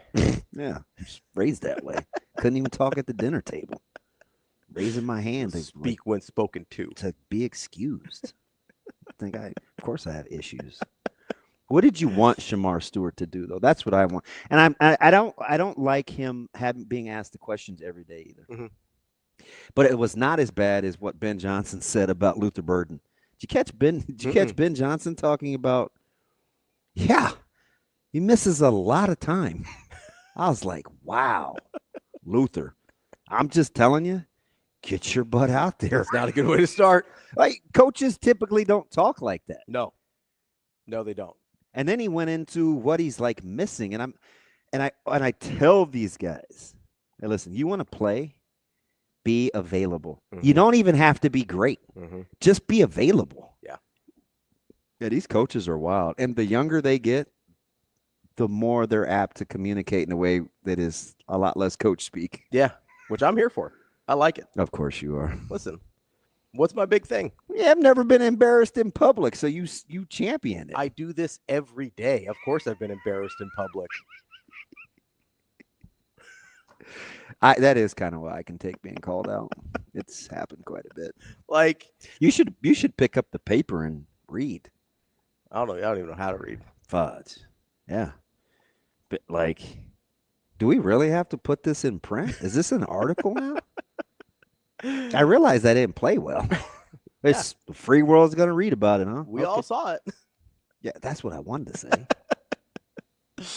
You not sad to see the demise of newspapers after that? No, I cheer for those guys. Now you just get social media, and it's before the game's even over. I like newspapers. Me too. I miss having a sports section. I took this bad boy out yesterday and the day before during meetings, and I felt a little snickering and cheering. I said, hey, I'm old school. I take notes. Sometimes I do feel like, especially if I'm trying to remember something, like physically writing it down helps me. Yeah, and in situations like that, you know what you don't want to do? This is just me. Mm-hmm. I think you have to be very diligent to not compare one to the other. You compare them to the job that they want. That you want them to do. So you can't be like, oh, I like this guy better than this guy, than this guy. Well, because sometimes there can be a tendency to look for the traits that you want or don't want in the next one. Mm-hmm. And that's not fair. Mm-hmm. So like if one guy comes in and you're like, oh, I like this, but I don't like this. And then I don't want to go look for that in the other guy. So it's the Bo Pelini, Mike Riley problem, right? Like you didn't like Royal we didn't like how Bo Pelini carried himself, so we went the other direction. Yeah. Got Mike Riley. It wasn't like, oh, Mike Riley's definitely the best guy for the job. It was Mike Riley's the opposite of the thing. Yeah, you don't want to remarry a total opposite because she's the total opposite. Yeah. You want to look for the thing that's the best fit. The standard is the standard. Yeah, find the best fit. And that may be weird to say out loud real time, but that is, you know me well enough to know that's exactly how I process almost everything. Mm-hmm. Don't compare it. I used to tell guys, well, I'm better than he is. No, that's irrelevant. Were you as good as you could Are be? you as good as you could be? That's the question. Stop bringing other people into it. Yeah. You know what I mean? Don't give me hype. I get a little. Why not? You always get me gassed up. It's your No, turn. because you already got my heart rate racing quietly over answering the phone on the sidelines. Yeah, I'm still 10 minutes. That up. No, you intimated it. No, I didn't even know about I'll make it up. You did somehow. I didn't even know about the phone thing. Yeah, somehow it's your fault. Somehow it's my fault. Yeah, I'll get there. Do we have time? I'll make it believable. Was it like in Batman? Was it like a red phone? I only ask because, I mean, if you see that, I mean, did they have it like coordinated? Was. Well, they're all red phones, right? Yeah. Oh, okay. Yeah. So you couldn't just avoid that phone. Are you on delay? Yes. I'm not on delay. Hey, Shane, we're not on radio anymore. There's only one, and it's in the middle of the sidelines. Yeah. But I have. So they all called the same phone? Yeah. There's an offensive one and there's a defensive one. So that's what I was wondering. Oh, so two phones. Kevin Gates. Nice. 2 chains. Him too. I have another question. Yes. Do you know why these two people are up Who do we have today? We got Mike Tomlin. Yep. Is that Greg? Yeah. I'm gonna guess Greg because you guys are in the process of the interviews and everything there. Why Mike T? You're celebrating Aaron Rodgers' unknown nuptials. Was that a good presser? With Aaron? Yeah. I mean, it's okay. I thought it was. Are you being objective? I mean, maybe. I feel like you're kind of not. Probably not.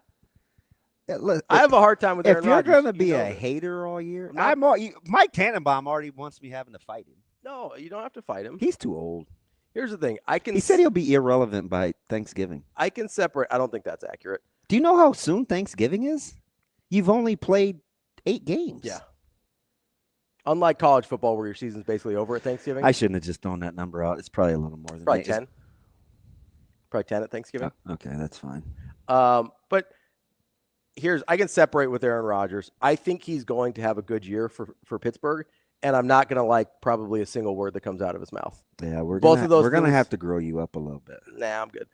Both of those things can be true at the same time. Like I can sit here and go, I don't like this person. I don't like hearing him talk. And I can also say, hey, he's probably going to have a good year for Pittsburgh. Are you a little taken aback at? I did wonder, real quick though. I did wonder if, because he said he's been married a few months now. I did wonder if that was part of the delay, like with Pittsburgh. If he was getting married and you're kind of burying the lead. Okay, which part? Did you get the sense that he was in constant communication with Tomlin? Yes, me too. Yeah, me too. But I was also operating under the. Are you going to let him off the hook for what? The talking heads, the chit chat shows won't let him. For which part? Who did I hear say chit chat? Is that JB? Somebody. I like chit chat.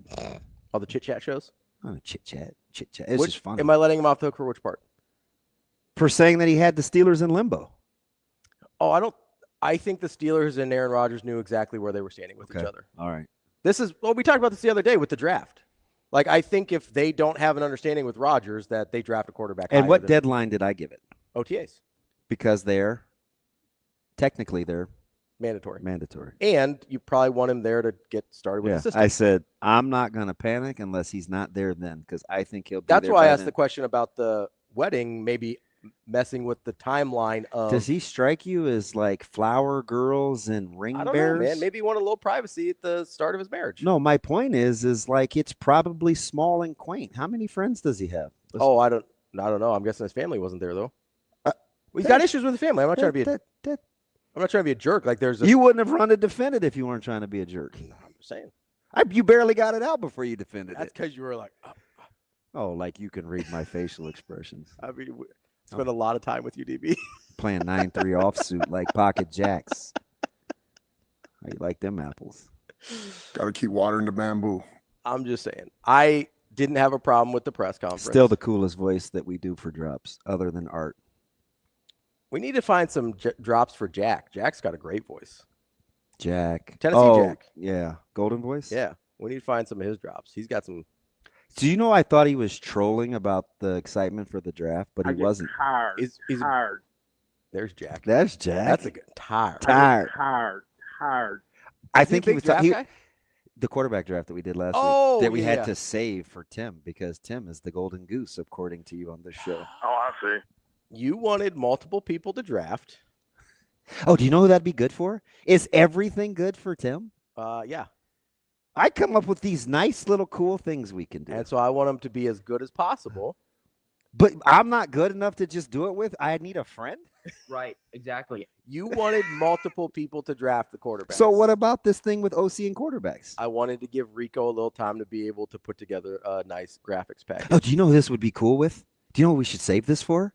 I mean, it was a little too exciting. I mean, listen. And you're Listen, canning man, I it was for surprised 2 that days. anybody- I thought we might want to discuss a little before we Your delivery's driving me up the wall. This, oh, by the way, nonchalant bit ain't going to fly.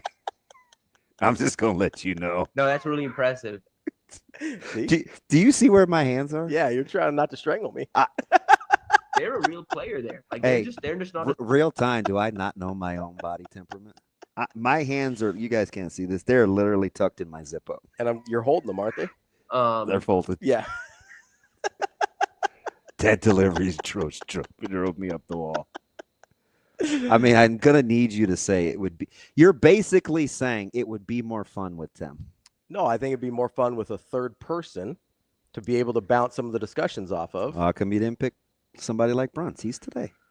Because I like talking about some of these things with There Tim. you go again. I don't know what you want me to do. I like Bruntz, obviously, Miller North guy, clearly. I like all of our guests. I think there's certain things. Is your list done?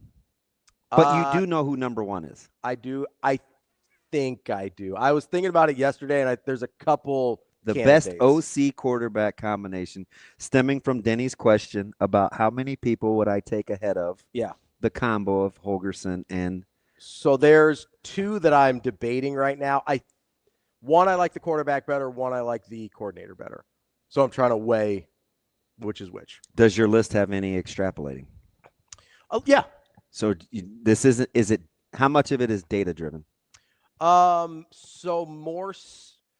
You're going by the track record of the OC first? The track record of the OC is. That's unfortunate. I was hoping to be different. Is important. And then what I believe about the quarterbacks, obviously track record gets weighed more heavily. So the guys I'm considering for the top are guys that have track record both as OC and quarterbacks. Did you do a deal where you found a quarterback and then wanted to know who his OC was? Or did you know because of the quarterback who the OC was? There was a couple that I was like, hey, let me make sure. Because, we've had some movement. There was a couple that ain't that the truth? I mean, really, like that turns over pretty fast on you. So there's a couple where I'm like, okay, let me make sure I know who this guy's coordinator is. And there were a couple where I was like, okay, I need to make sure I know who's calling plays too. Because sometimes it's the head coach, sometimes it's coordinator. So there were a couple of those where I do a little research, be like, okay, this guy I think is calling the plays there. So I actually have to go head coach as opposed to coordinator here. So there was a few of those. So right. I know. I don't have any hot overrated takes for him today. Oh, for Bruntz? Yeah, because I hit him 2 weeks in a row. Yeah. I had one, but I'm like, if it comes up, I'll weave it in. Yeah. Because you never know where we're going with Bruntz. That's true. No, I don't. I wonder if he's going to agree with me. Well, now I'm curious. I don't know. I mean, it's just been kind of a fun ride. I'll tell you when we talk to Tim. Tell me when we talk to Bruntz. They're like, aha, this is what they don't do well. You know I'm kind of serious. I know you are, and I don't really understand why. Because I'm insecure. We literally talk about this stuff all the time.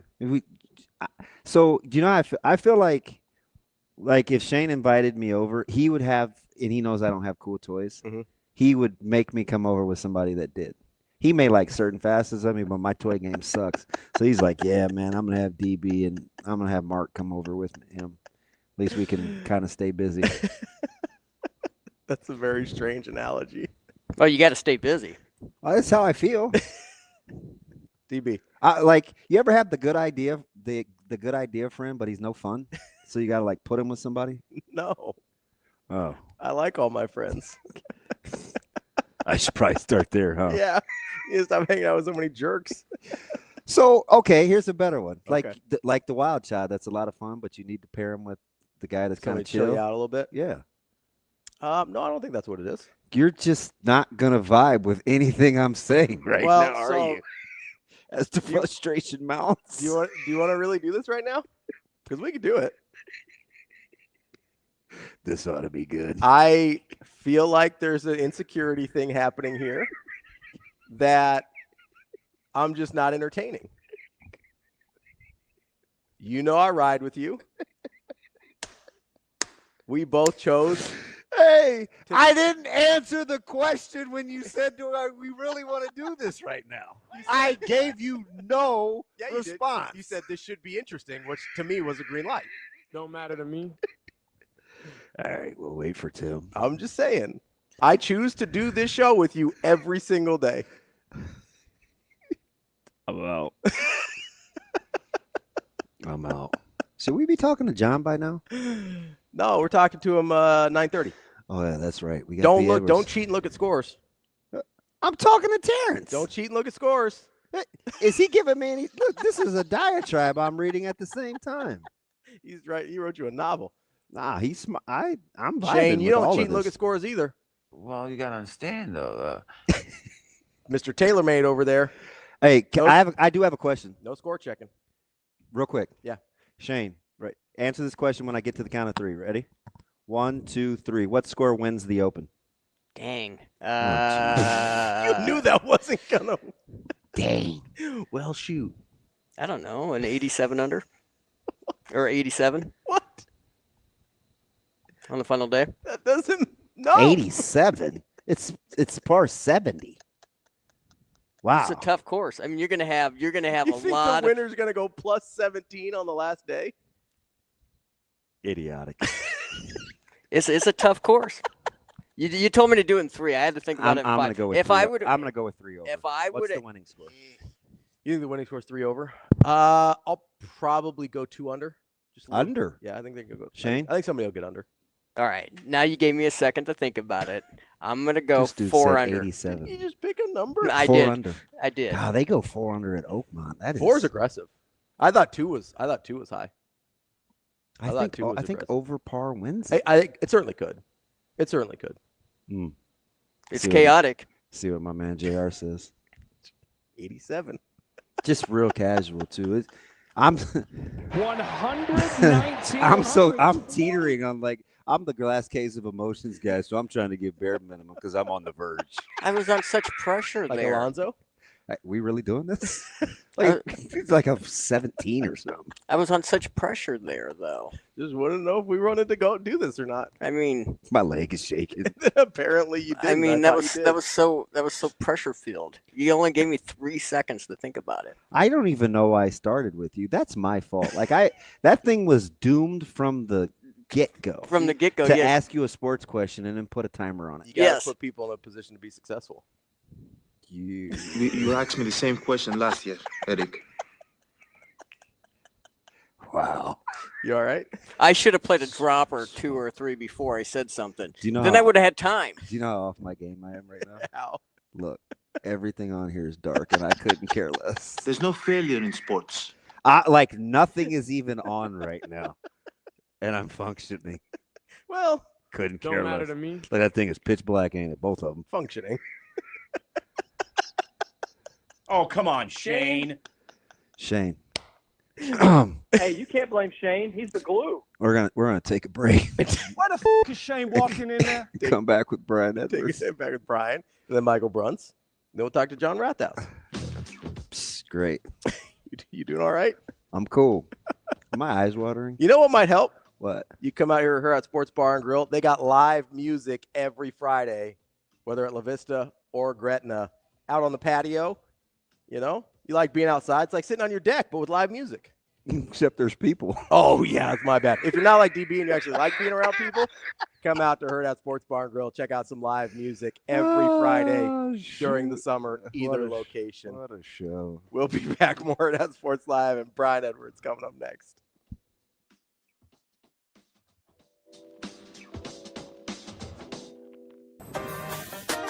I'm Ravi Lulla. I'm Kenny Bell. We're here from Hurrdat Sports. Don't worry, Metro Transit has you covered right here on the ballpark bus. Gonna run from right here down by the stadium, north of downtown, all the way up to Dodge Street, making a circle to drop you off wherever you need to go. Oh, beautiful. So what's it cost? It is free. It runs every 10 minutes, and it'll run almost all day until an hour after the last game. Or Kenny, if you're like me, you don't want to deal with driving downtown at all, Metro Transit has you covered there too. You can park out at Westroads for free and get a ride downtown through Orbit. That's right. They added an extra Orbit stop at 10th and Capitol. Only $1.25. Fills up after the game. Quick, nice service right back out to Westroads. $2.50 round trip. Can't beat it. And free parking? You kidding me? Plan your trip or track your bus at myride.ometro.com. Or download the MyRide OMA app.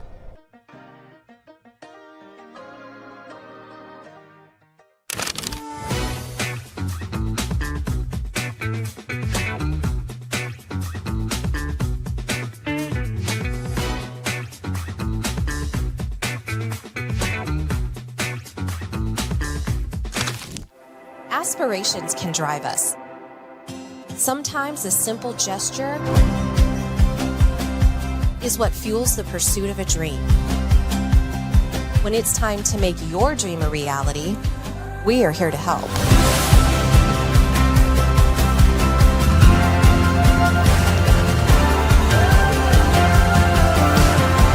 Centris Federal Credit Union.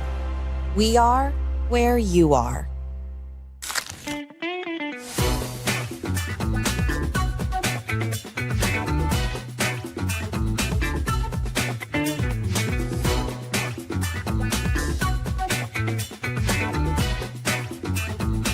Hurrdat Sports is pleased to bring you the NEB Prep 77th State Championship this year, hosted by Bellevue West, June 16th and 17th of 2025. June 16th, the first day, will be pool play. 18 teams from across the state battling it out for this trophy. On June 17th will be the championship game at 3 p.m. Bracket play will begin at 10 a.m. on June 17th. We'll see you there.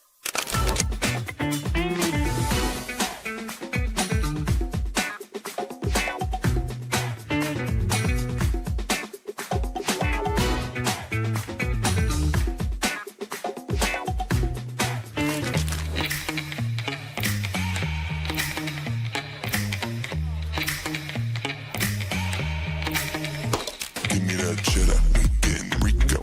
Big money rolls like burritos. Give me that hot sauce, no pico. Give me that.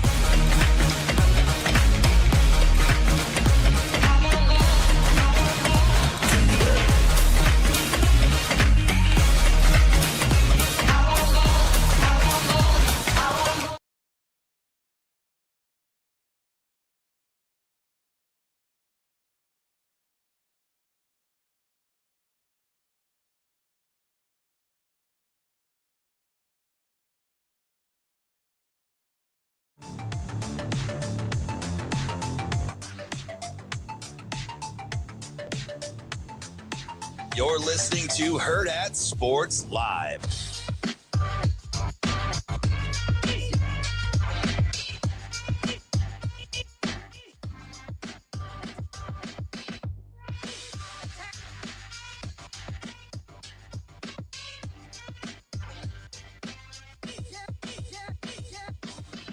Welcome back, Hurrdat Sports Live. That's DB. I'm Ravi Lulla here at Hurrdat Sports Bar and Grill, reminding you, got to make a plan if you're going to head down to the baseball championships this week. It starts tomorrow. Make sure you go to ometro.com to figure out how you're going to get down there, because if you're me, I'm not trying to do all that parking and nonsense by myself. I'm going to go out either to Westroads, take the Orbit bus all the way downtown, or I'll park a little bit further away, take the ballpark bus, which is going around for free from the Chuck all the way out to Dodge Street as well. You go to ometro.com, figure out what your plan is to get down to the ballpark for the baseball championships. We are waiting on our guy. He's here. Oh, he's here now. Terrific. We got Brian Edwards joining us from Major Wager, our Vegas insider. What's up, B? Oh, we're on mute, buddy. Or something. I don't know what the issue is. We don't volume. Oh, there it is. Nope, not yet. Brian, you there? Brian Edwards, can you hear me? How about now? There we go. We got him. That's our guy. What's up, B? B, are you just trolling me when you do that? No, I don't know what happened there. How do you always look so nice in the morning? Like, do you like wake up and you're like, hey, I'm on with the fellas, man. My hair's gonna be whipped like butter. I got the nice gear on. Like, you never look sleepy or kind of oh by the way. Is this just like old hat for you? Oh, where'd you go? Oh, although you're an hour later though. I was saying So it's you almost got 10 time. o'clock there. He's dressed in an adult already. No. I'm in Northwest Florida. I'm on Central Time. Oh, okay. Oh, that's right. Oh, yeah, that's right. You're up in God's country by Tallahassee. Right. Once you go like 45 minutes west of Tallahassee, it goes to Central Time. I'm just going to tell you this, B, because I'm chomping at the bit to choke the life out of this dude. This is like the 13th time already this morning that he's woven a Florida State reference. Second. It's incredible. I could say, hey, man, there was a strawberry moon out the other night. Oh, I wonder if it was the same color in Tallahassee. You know what I mean? Like, that's the kind of stuff we're on, B. B, I had a dog named Tallahassee. No. Yep. And stop. That's too many syllables. Nobody's responding to that. I called her Tally, but her name was Okay, yeah, Tally. Hey, Tallahassee. Only when she was in trouble. Oh, did you go first name, last Yeah. name? Cool story. Brian saved me. You're just mad today. Yeah, I am. Well, ticking time. B, what do we got today? You don't do hockey, so I won't compare. So is is Game 4 must win for OKC to win the series? I'm gonna say no, but they better win it. I agree. They'll win, but I'm just saying they'll win. They will. I think so. I don't know that I want to lay 6, but they're gonna win, Ravi. No, Indiana's winning straight up. After I win this bet from Ravi B, I'm gonna send it down to you via Venmo, and I'm gonna have you do some of those crazy end games you like to do, man. Are you still killing those in the NBA?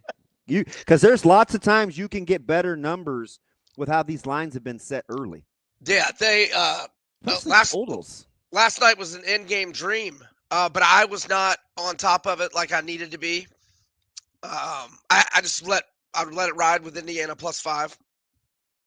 Oh, that's fair. Well, you certainly, it still worked out for you. But you could have had Indiana +8-ish, in the first quarter and a little in the third. Wow. All right, so let me ask you something. It's always a different suspect for the Pacers until crunch time, right? And then it's typically Halliburton. But do you feel like if you're OKC, do you feel like, Benedict's not going to get me all the time? Or it's not going to be Siakam, or are you like, well, the Pacers clearly are usually better in crunch time, so that's what they're hanging their hat on. What do you think if you're OKC, you're thinking? Well, you shoot 45% from 3 last night, and Indiana shoots 33%, and you lose. They were coughing up the turnovers last night. It was 17 for them, whereas that had been the case for Indiana the first 2 games. TJ McConnell's so solid, and then Benedict Mathurin was just spectacular last night. He's not going to do that to you again, but they didn't get much out of Turner or Nembhard last night.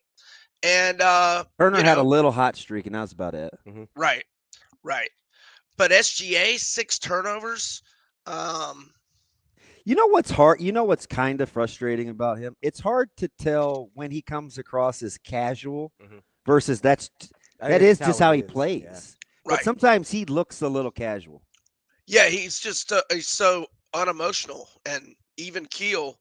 But yeah, sometimes you gotta turn it up with some more intensity. But I guess he does that with his production, but it wasn't on his spectacular level last night. B, how much credit do you give to kind of, obviously he's still getting his points for the most part, but if you can hold him, to 24 points on 20 shots, you're pretty happy with that. Yeah. How much of that do you think has to do with like some of these guys are actually really familiar with him from playing together in Canada, whether it's in some national team stuff or growing up together kind of in those circuits? Like Andrew Nembhard is probably as familiar with SGA kind of anybody. Like how much that seems like it has mattered quite a bit in the series.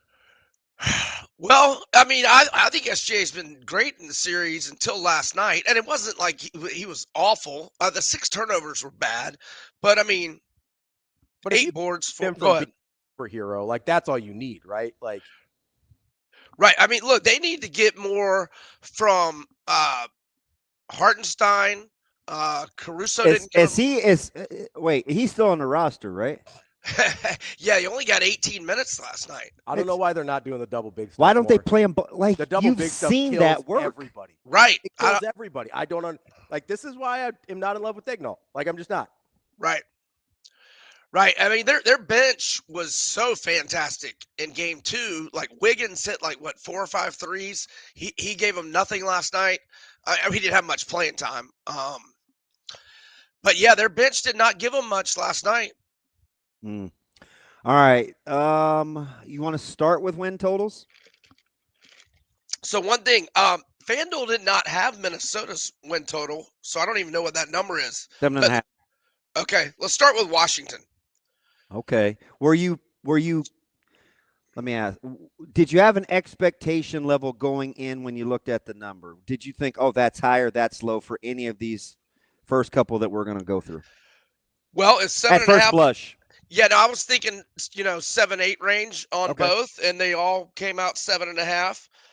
Under juice to Washington minus 142. So I have them 5-4 with 3 swing games at Maryland versus Illinois, at UCLA. I have their L's being Ohio State at home, at Michigan, at Wisconsin, and Oregon at home. So, wait, what did you have, Wisconsin? That's a loss, right? Yep, I have L at Wisconsin. Now that's a game they could win. So you think they've got a shot? They've got a better shot Illinois at home than they've got at Wisconsin. Right. Okay. All right. Let's go through it game by game because now you color me interested. All right, as opposed to just fast forwarding and win. Give me the rationale. On the what? The L's? Yeah. Okay. Ohio State better. Yep. At Michigan, Michigan's better. You're on the road, and it's a second trip to the East in 3 weeks. At Wisconsin, Washington does have 2 weeks to prepare for that one, but I mean, look, they could win that. I'm thinking they're underdog. They're on the road, and then Oregon's just better. So what are you doing with UCLA at UCLA? Oh, as a swing, yeah. Yeah, right before the Oregon game. Because that one, when I'm looking at that one in Illinois, those two look like the big danger zones for Washington outside of the losses you gave them. Right. Damon Williams, he was good in the bowl game. I mean, I think this kid's gonna be really good. At UCLA, I think Washington's better, but it's on the road, so swing game. I mean, if I've got to call it, I'm going to say under. Okay. All right. I thought I'm a slight lean under as well. Yeah, you were. You said closer to 7 than 8. Yeah. Okay. Not enough to bet on. Like at 7.5, that number feels about right. But if I have to pick, I'm probably going under. Now I say this about them every year because of who they are and their consistency. They seem like on the surface they'd be an easy team to peg, but there's always something interesting when it comes to Iowa. Mm-hmm. Right? Like last year, everybody thought that win total was stealing. The line was bad. They got there by the skin of their teeth. This year, what do we think? So, I mean, I've never seen this quarterback, but it seems like it's going to be a major upgrade. Have you guys seen this? Yeah, Gronowski. Yeah, I've seen it. I got a lot of buddies that coach at SDSU. We watch them quite a bit. They're constantly playing for national championships. He's athletic. He's accurate. He's a winner. He is an upgrade. Mm-hmm. He is an upgrade. Okay. Well, if you've got a quality quarterback, they have not had when was the last time they had a quality quarterback? Drew Tate? Stanley. Yeah. When was Probably that? 6 years ago? 7? No, Stanzi. Stanzi was before Tate, wasn't Okay. Well, Tate's old. Tate's 08, 09. he? Okay, so it's Stanzi's after. Yeah. So that's almost 10 years ago. Yeah. Yeah, Although one of the guys is in camp. It's been a minute. Yeah, I get the point. All right, so I'm gonna say 2-1. I got a lot of swing games. 2-2, 3-2. Yeah. Oh, you can. Yeah, let's go through it because they're interesting. Okay, I got 4-4 with 4 swing games. So at Iowa State, an L. At Rutgers, a swing game. Indiana at home, swing game. At Wisconsin, swing game. Penn State, L. Oregon, L. And at USC, swing game. L at Nebraska. So let me get to. Let me backtrack for a second and we could do them next week. Most people think Fickle is in trouble.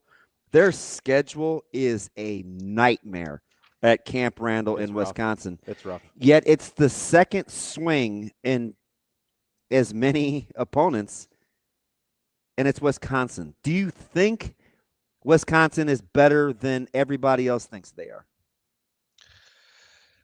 His tenure has been a monumental disappointment to me, and this Billy Edwards kid.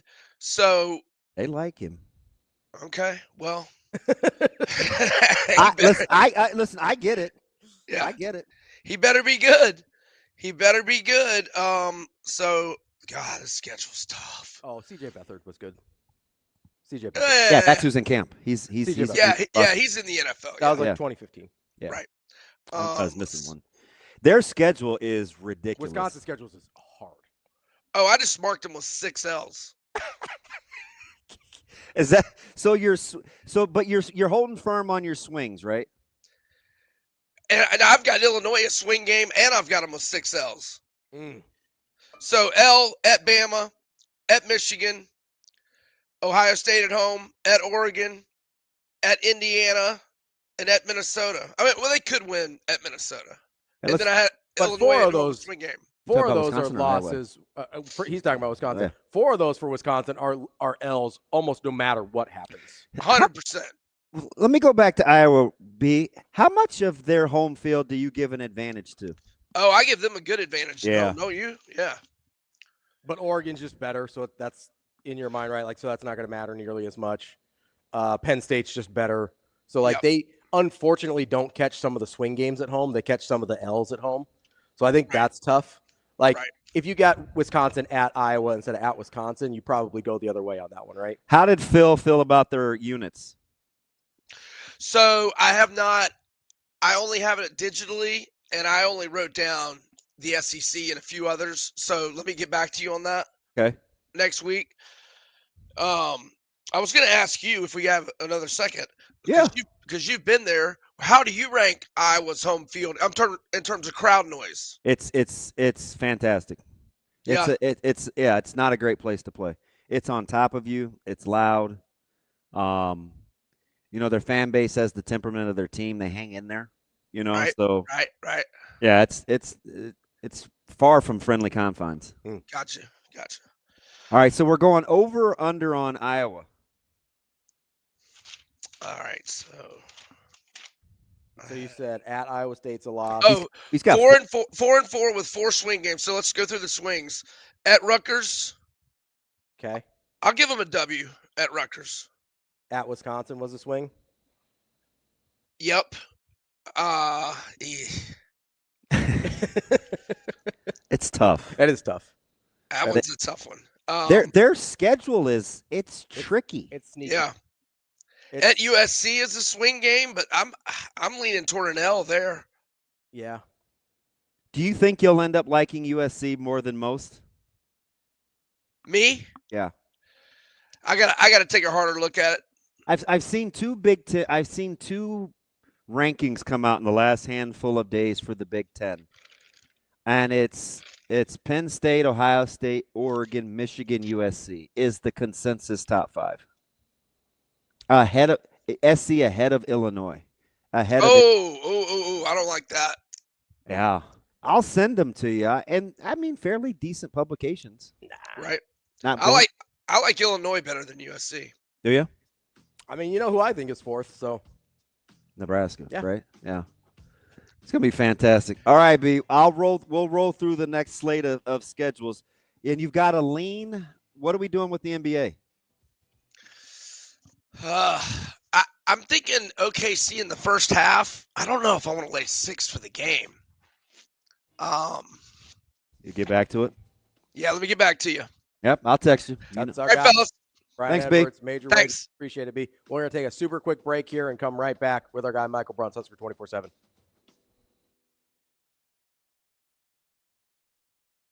Okay, here with Bryson Williams. Bryson, let's talk recruitment here a little bit. So let's just start from the top. You went May 29th. You went to Washington State. How was that visit? What did you like the most about that? I said the visit was really good. I mean, it's a great place. Like, I love how everything's set up, and they have a really good program, a winning coaching staff, and they know how to get it done. And I think it was fun just hanging out with the other players and the recruits, and just had a good time, and I think it's a good spot. Okay. And then Vanderbilt was this weekend. Saw some social media stuff. Looked like you're having a good time there at Vanderbilt. So similar question. What do you like the most about Vanderbilt? How's that relationship? I really liked how close everyone was within the building. It seemed like it was like a true family. They want to win. Coach Lee wants to turn the program around. I could see it. I believe what he's doing. It was a good time. Downtown Nashville, they had a big country concert down there. I mean, yeah, it was pretty cool. Yeah.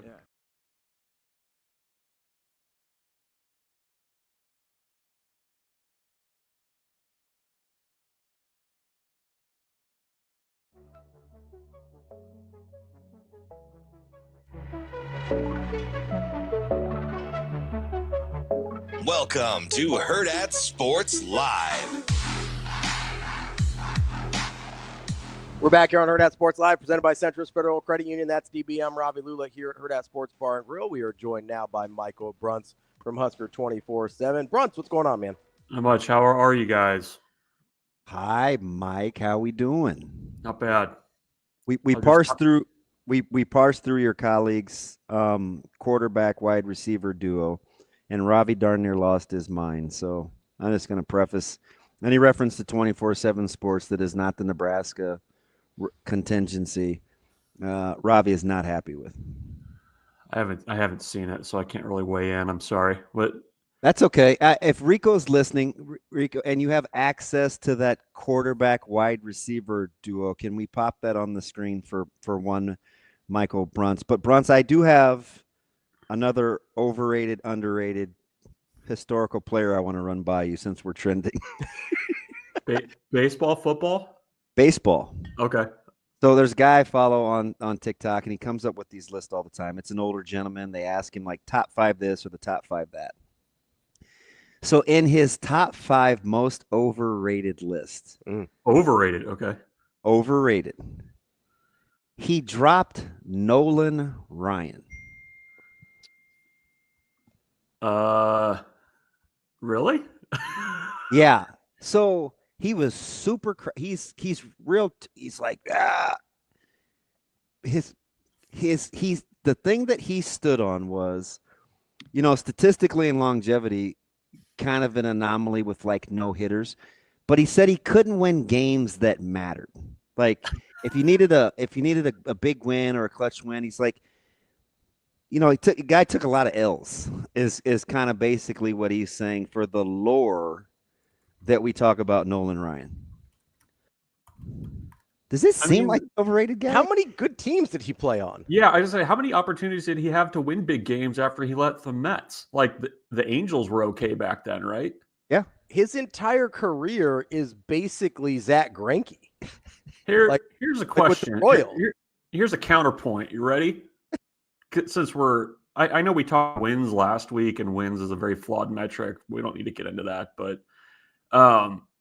so career run support, Nolan Ryan compared to, let's say, Jim Palmer, just because we're throwing out guys of that era. And you may shoot, Jim Palmer may be good, but I didn't think our Rolodex was good enough for Jim Palmer got almost a run and a half more support per start than Nolan Ryan did across his career. Mate, are we asking the right questions is what I want to know. Are you on Fangraph? No, I'm not. Should I be? No, your accessibility to you must have a go-to website. It's incredible. You know what it is? No, tell me. It's a little website called google.com. It was the first thing that popped up. I mean, it's okay. I Googled run support, so I was somewhat going down that path anyways, but I'm not on Fangraphs. I've thought about it, but I don't dabble. Is this a Millard North thing? Like, no, the dude gets me every week, and I fanboy for this dude. Bruntz, I may have to kick you out of the family. I'm trying to hang in there. You kill me every single week. No, so he had. What's so funny, Ravi? Here's another stat that's also via Google, since we're just talking Nolan Ryan today, because why not, right? What else we got to do? Yeah. Guilty. 198 career non-win quality starts. God, that's has got to be. That's got to be a all-time. record. That's got to be the most all time, right? 198. Yes. According to this guy, who I trust implicitly, Ryan Spader. He was 0 for 107 with a 2.27 ERA in those starts. Huh. He's overrated. So we're not. So you say that one. Doesn't that feel like if you throw Nolan Ryan on that, you're like just throwing somebody on there to maybe get guys on a talk show in June to talk about it? Like I feel like we walked into it, didn't we?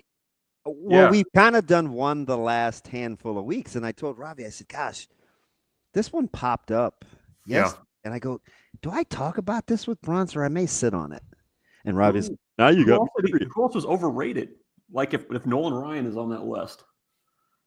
I can't remember, but so the reason that Nolan Ryan stuck out to me is we used to do a this day in history, and it would be some crazy sports stat, and it just seemed like 71% of them were always Nolan Ryan every single day. Wasn't that crazy? Yes.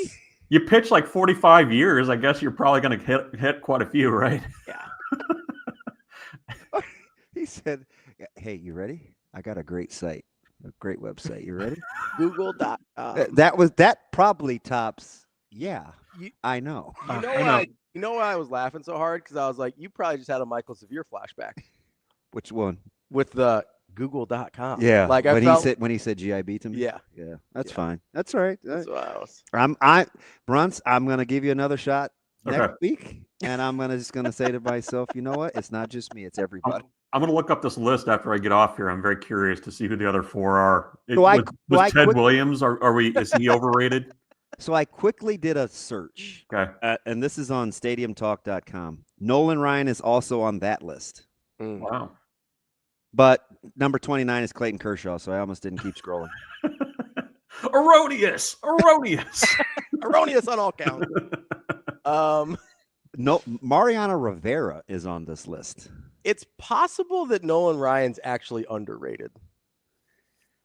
Feels that way. Because can you a lot of these guys are in black and white. No, I do agree with this one, Dave Winfield. Can you legitimately tell me that Nolan Ryan shouldn't have a Cy Young? So Clayton Kershaw is on the same list as Alfonso Soriano? Oh my God, I may lose my mind. It's possible stadiumtalk.com may not be a reputable source. No, it's a good source. Is it? Yeah. All right. I'm unfamiliar with it. Joe Carter, I agree with. It's not awful, but Kershaw at 29. I don't know. You a big Joe Carter guy? No, I hate Toronto. There's the ballpark in Oklahoma City. There's a little street back there named for Joe Carter. You know where it intersects? What it intersects with? Is just over there by the Brickyard? Yeah, it's like Joe Carter Way, and it intersects with a street that's named for the Flaming Lips. Feels like Oklahoma City might be trying to do too much. Out there Every time you hang up Bruntz, I'm like, what do we do with Bruntz? You just for every week. It's out in left field. If you're ever walking around the brickyard, or is it brickyard? Yeah, brickyard. Whatever. Yeah. When you're walking around by the park, it's down there behind left field. All right, Bruntz, let me ask you something because I'm traumatized. Are you happy that I got over that little barb so quickly? Which part? From the Bruntz? Google thing? Yeah. I mean, I don't think you're Did you over hear it. me? I go, hey, give it to me. Like I thought I was really going to learn something. You were so excited to learn about a new baseball stat. Yeah, because he just does it. Okay. Were you wanting me to like turn my computer and there's going to be like a whiteboard right here with like a bunch of graphs and I stuff? feel like you got both kneecaps at once. Billy, we need to score 826 runs, win those 90 games. Who's Fabio? It's cute. It's real cute. He's a shortstop for Seattle. Bruntz, degree of difficulty for the efficiency in which Nebraska pulled off the Boneyard recruiting weekend. Degree of high, very high.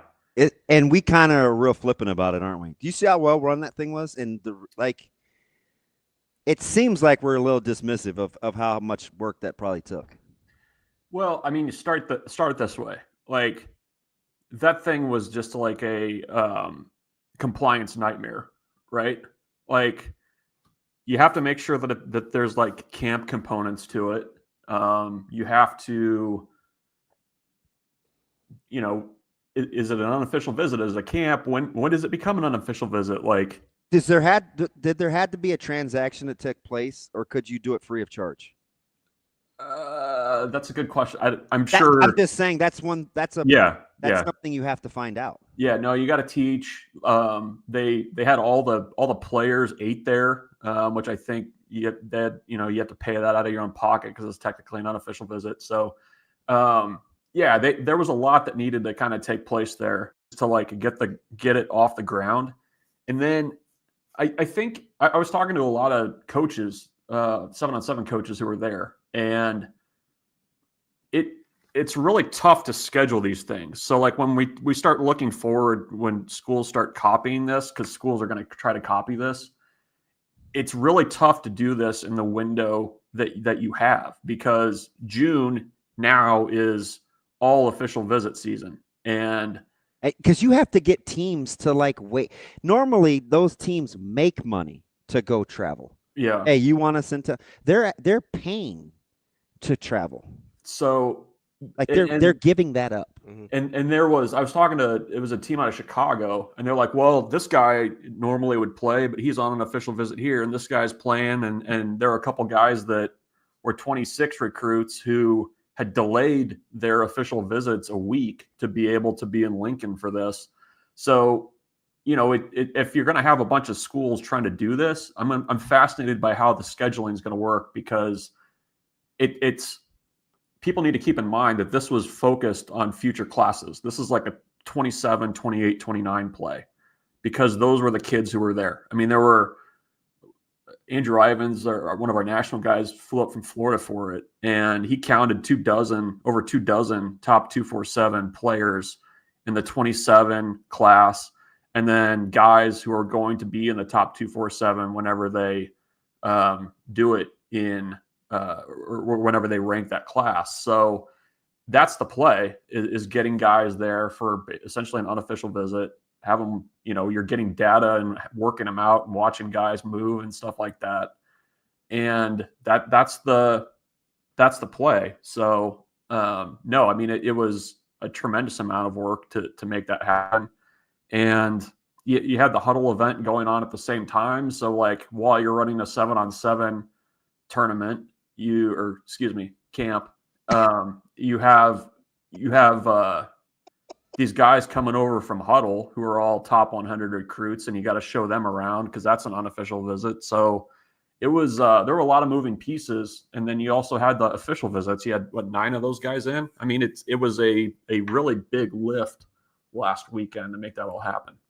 So Bruntz, let me ask you. You mentioned some guys rescheduling official visits and stuff like that, and convincing, DB mentioned convincing these people to give up, these teams to give up making some money, to have to pay to be there. Like, did you get a sense of why? A lot of these people didn't necessarily have previous connections to Nebraska. Did you get a sense of why they wanted to be here?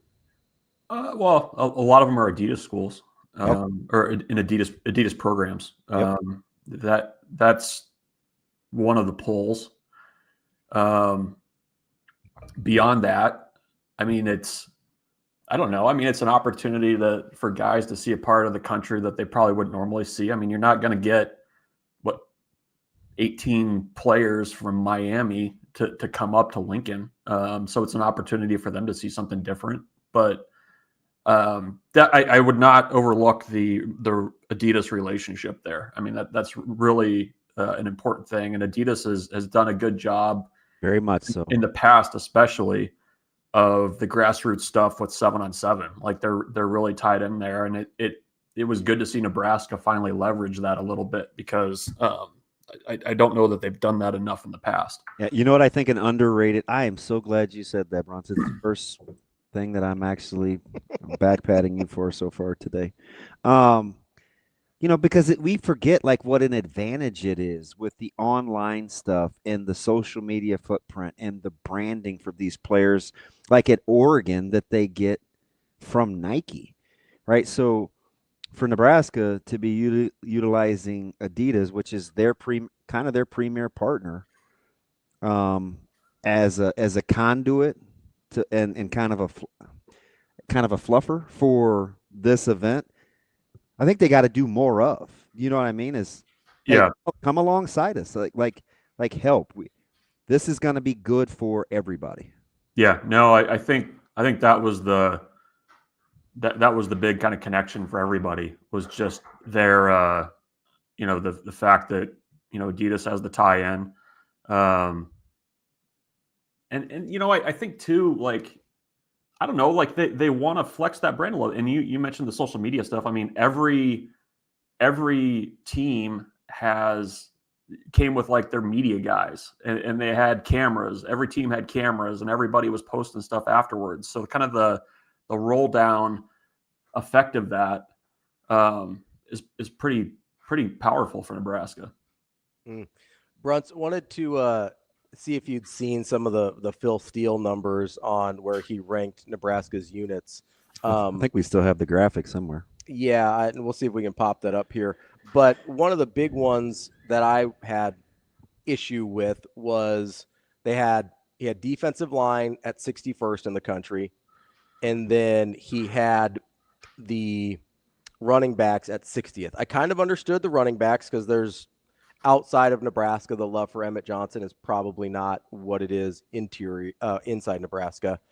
But and again, maybe I'm on an island here. I have a really hard time feeling like this defensive line unit is not as good or not better than 61st in the country. Yeah, that's an interesting kind of sliding scale on those two position groups. Like I would imagine that you could probably cobble together a group of defensive linemen that you felt okay about that's better than that. Running back, that one's interesting. There's not a national appreciation for Emmett Johnson. It almost makes sense. It does. I mean, yeah, I can see that one more. It makes for sense. Sure. I can understand from a national perspective both of those rankings. Actually, like I get it. Like outside the bubble, if you just look at Nebraska and say, okay, you lose Ty Robinson, you lose Nash Hutmaker, you lost all these guys to the portal. I mean, I think everybody around here has a pretty strong like of Riley Van Poppel, but do they outside the bubble? I don't know. I mean, I think it's probably fair. I would say the one that being in the bubble that I'd be like, I think Nebraska's got a little bit more than that is probably the running back spot, I guess. Like, and I just think that, and the reason I think that is just because I feel like Emmett Johnson is going to be used in a way in this offense that is going to play to his strengths and allow him to play up more. I don't know what's behind him, but at least as like a frontline guy, I feel relatively comfortable with him in that role. So and not so much to nitpick at the actual numbers, because it's just opinions, right? So I'm not upset about that. But in relation, right, linebackers were 39th Secondary was 35th. As you relate those high 30 rankings of the linebacking core and the secondary to the thoughts on the D-line, is that close? Is that the order in which you look at the defense? Maybe not nationally, but relative to themselves as units. Yeah, no, I think they're in the 30s. The others are in the 30s. Yeah, 39 and 35th, respectively. That's fair, I think. I mean, at least in my head.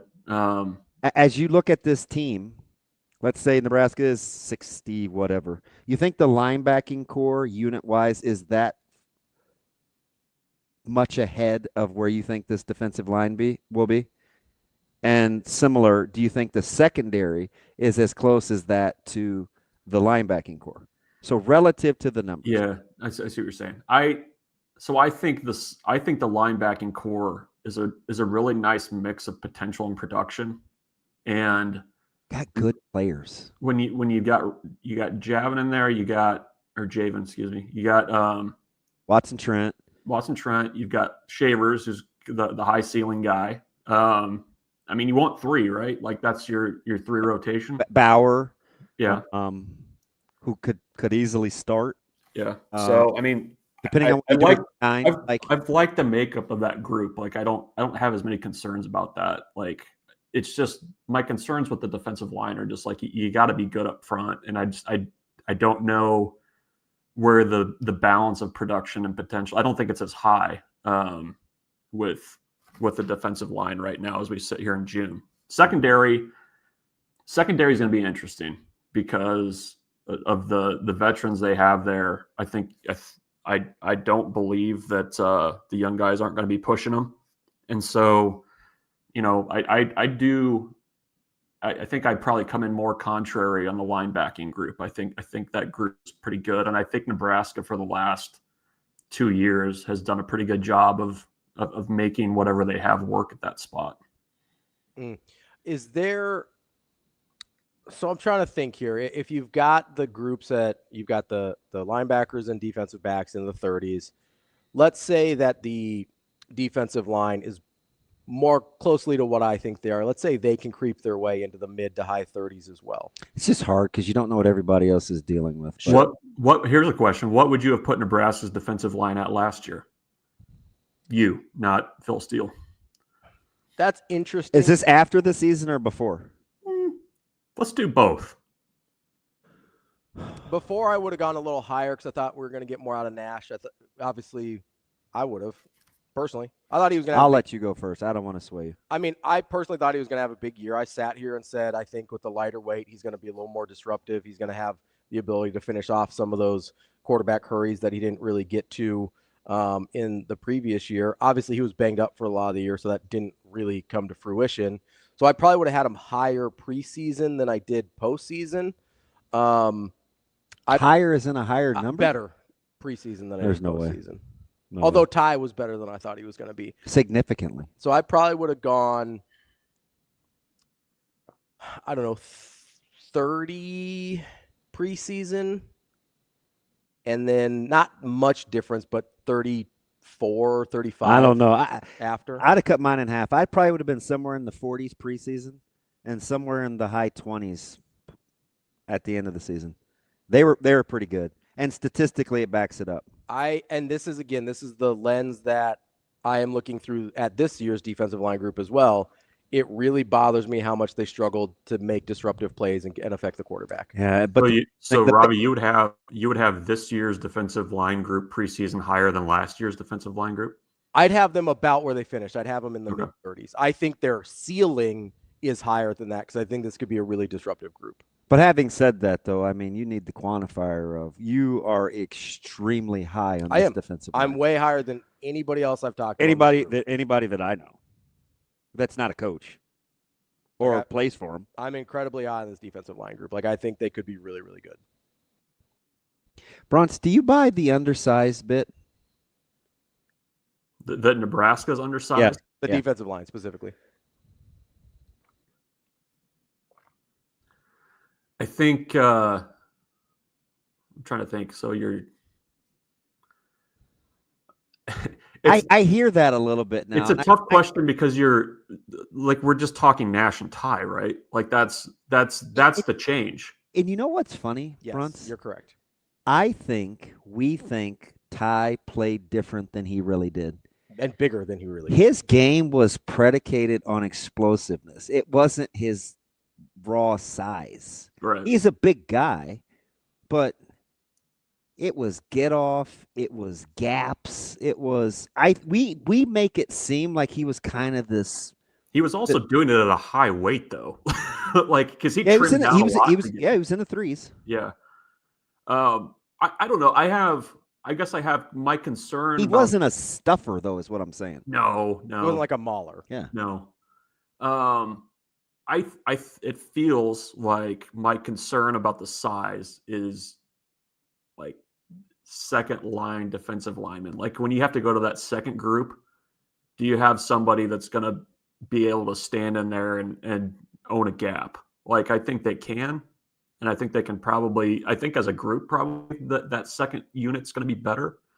But I don't know. I mean, like as much as Nash was kind of hindered by that injury through the season, I think just having somebody that size in the middle to hold that spot was really helpful. So I don't know. We'll see. I seeing the guys at practice too. I mean, we didn't see much, but it seems like a group that's a little bit more not as just kind of it's a good looking group, but it just feels a little bit smaller to me in certain parts of the rotation. Certainly, I think more athletic. Yeah, that's fair. The only key is somebody just has to be able to command a double. You do that. You can do a lot of things. Yeah, I mean, I would take a undersized Keona Davis on the outside. That's an okay looking picture to me. You know. Yeah, I'm pro. I'm good with that. I love to see the little air quotes. Undersized. Yeah. Bruntz, appreciate the time as always. We will come up with some other obscure person to see if they're overrated next week. I already got next week's. Oh, okay. Can't This is appointment viewing, guys. Bruntz, Husker247. Thanks for you guys. Thanks, Brunsey. We'll be back. More Hurrdat Sports Live coming up next.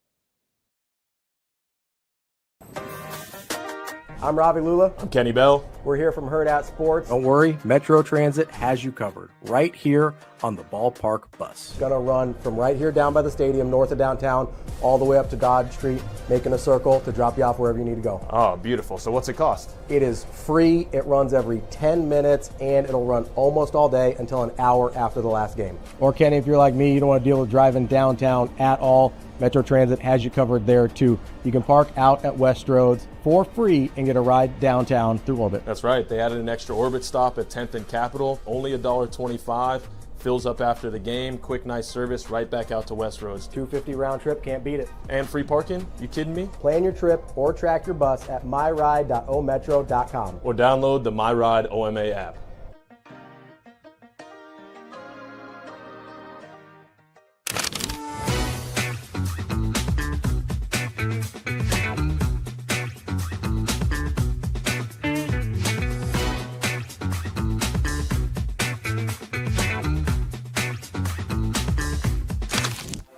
Aspirations can drive us.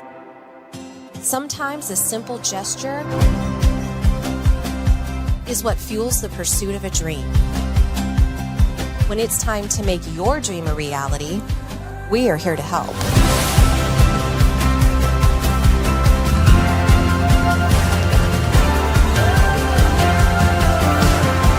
Centris Federal Credit Union. We are where you are.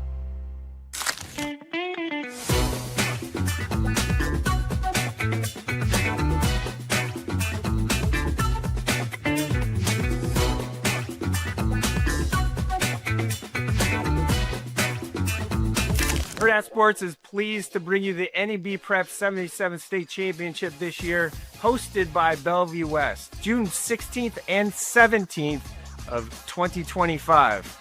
June 16th, the first day, will be pool play. 18 teams from across the state battling it out for this trophy. On June 17th will be the championship game at 3 p.m. Bracket play will begin at 10 a.m. on June 17th. We'll see you there.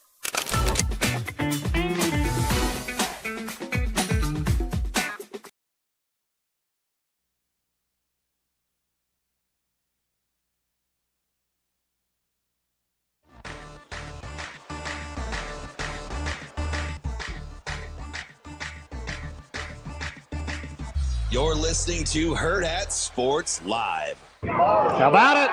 Oh, my goodness. You see that look of determination when that ball went in the hole? Oh, he caught that awfully good, John. Look at this. Look at this. Oh, my. Thought we were going to see another great drama at 17 and opens past. Wow, that even pleased him, Roger.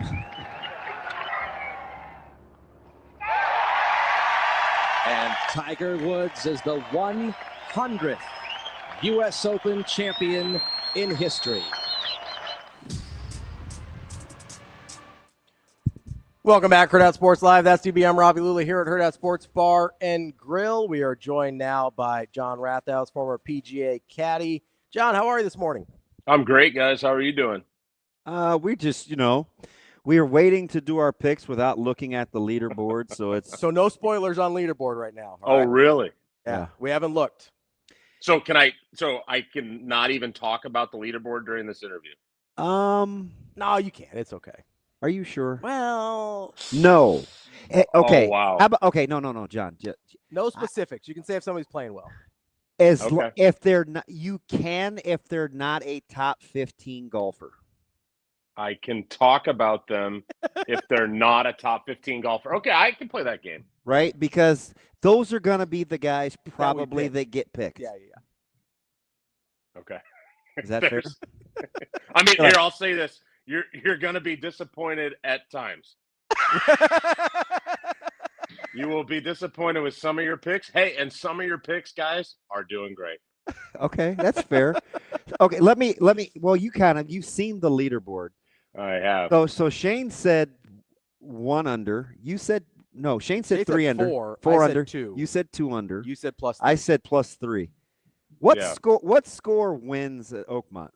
Yeah. So I mean, I think it could be under par.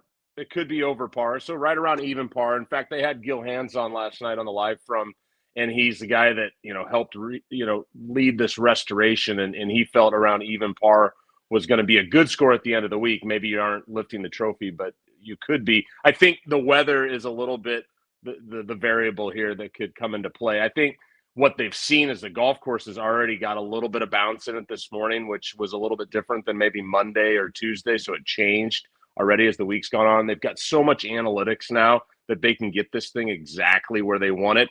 The change that could happen is maybe on Saturday some rain could come in and change the outcome a little bit. But this is a U.S. Open course that in the past over par has won, and all accounts are that it's going to be an extremely difficult test this week. We've seen that already. Okay, I tried to. Now I'm I'm in the first and the last place. I'm looking to solidify my dominance here this week. If I just give you these two stats, which one will be more important for you? Fairways hit or strokes gained? I would just say I think fairways hit, is going to be. If you don't hit fairways this week, I don't think you have a realistic chance. Although, the last couple of winners here have been, right around 50, 60%, but I think the rough's even, more difficult this week. I think the key stat that we've seen out of past champions is greens in regulation, right? So fairways hit kind of go hand in hand with greens in regulation. Although, if you're pushing it up there a little further, maybe you have, shorter clubs in your hands, but it's a lot of luck too on kind of what lies that you then get. All right. Do I want a lag putter or putts made inside of 10 feet? I say lag putting this week. This place is known for the greens. They get so fast. A guy like Rory McIlroy has had a great season lag putting. So that one's going to kind of keep you away from the 3 putts, which, are going to move you down the board versus like, hey, if you're making your occasional, 10-footer, you're going to move up the board, but really not a ton of guys are making those anyways. So keeping the 3 putts off the board is going to be great. You see the guys putt it from the fairway from 120 yards out and got it there? Yeah, Zach Blair on that first hole just plays so severely downhill. That is crazy.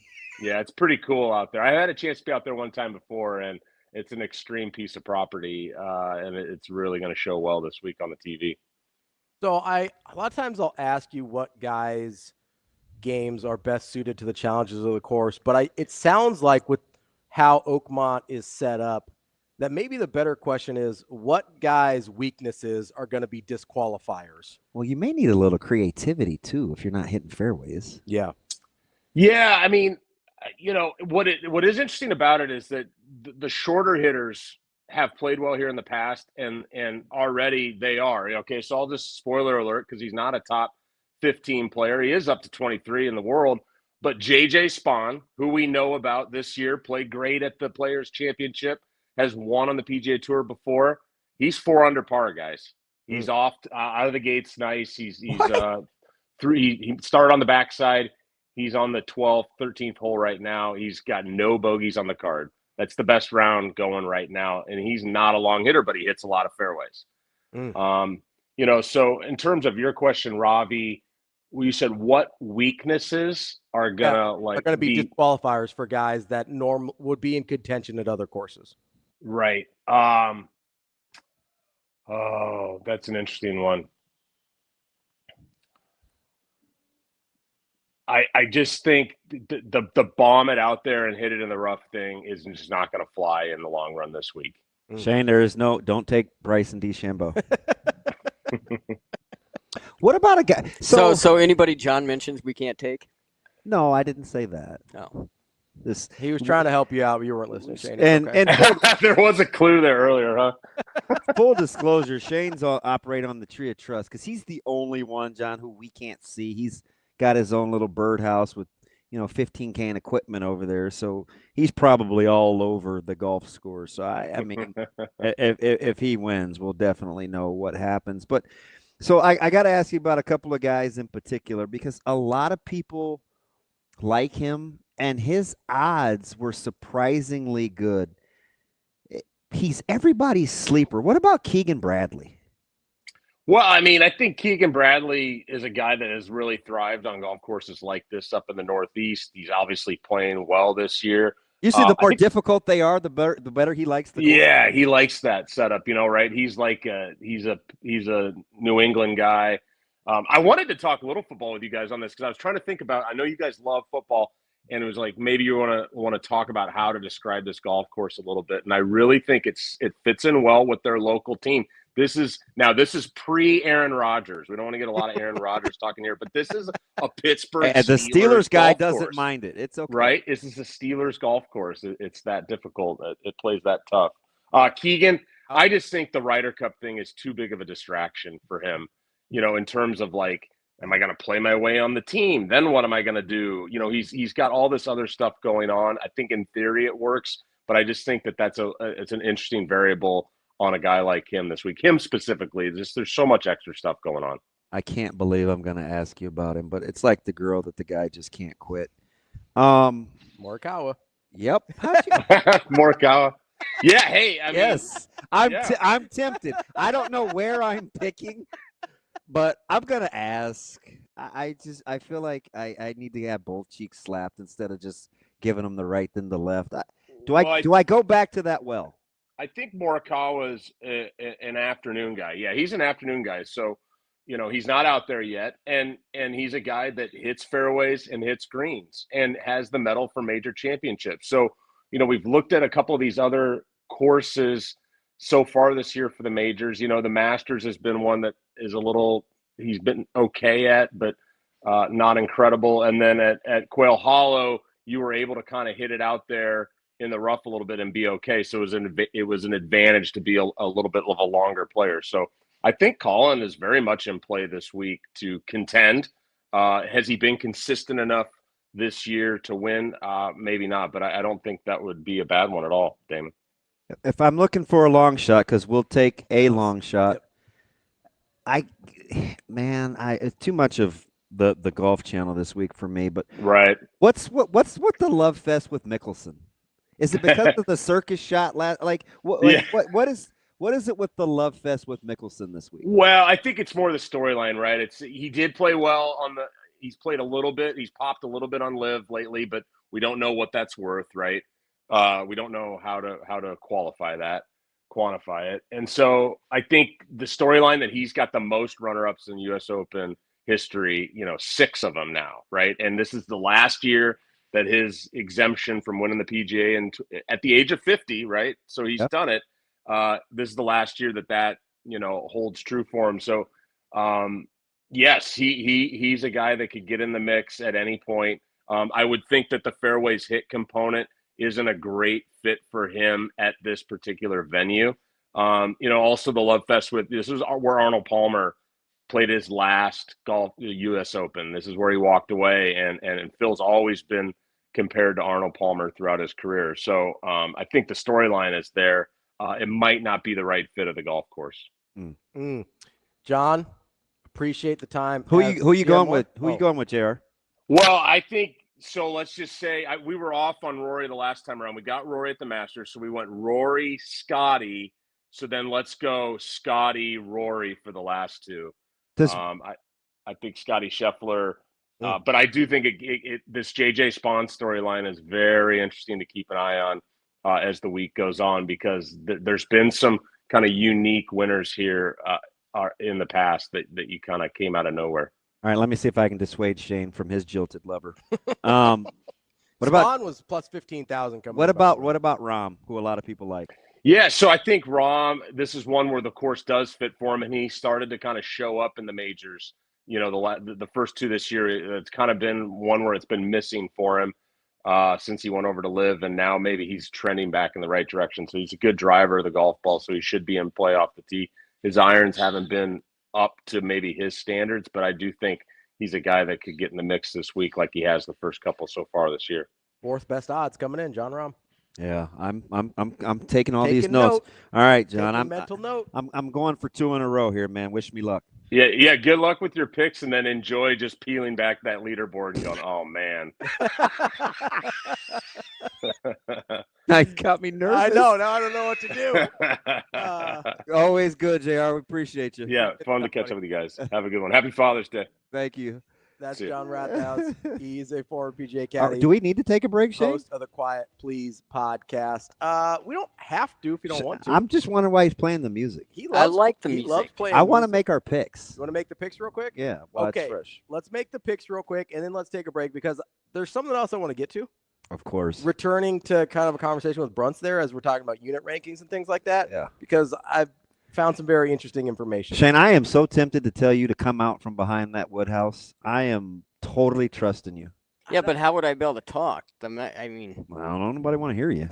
Just I'm just throwing garbage out today. So all right. Are you going to random number? Yeah, I'll do random number generator real quick here. All right. So Shane, your random number is 1. DB is 2. I'm 3, and we will just in how we're sitting. Yes.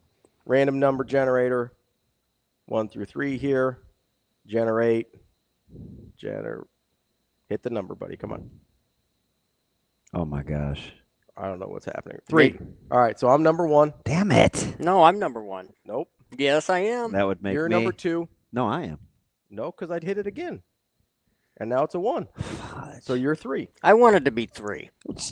Zip it, Martha. Tough noogies, bud. I don't know what to tell you. What? Tough noogies. Like when you knuckle on somebody's head. See, I'm actually into this now. I'm listening. Oh I can do this. There's You- no pressure. I'm telling you, this was not a good week for your. You seem engaged, Shane. That's good. Yeah, I'm engaged now. All right, so I got number 1 here.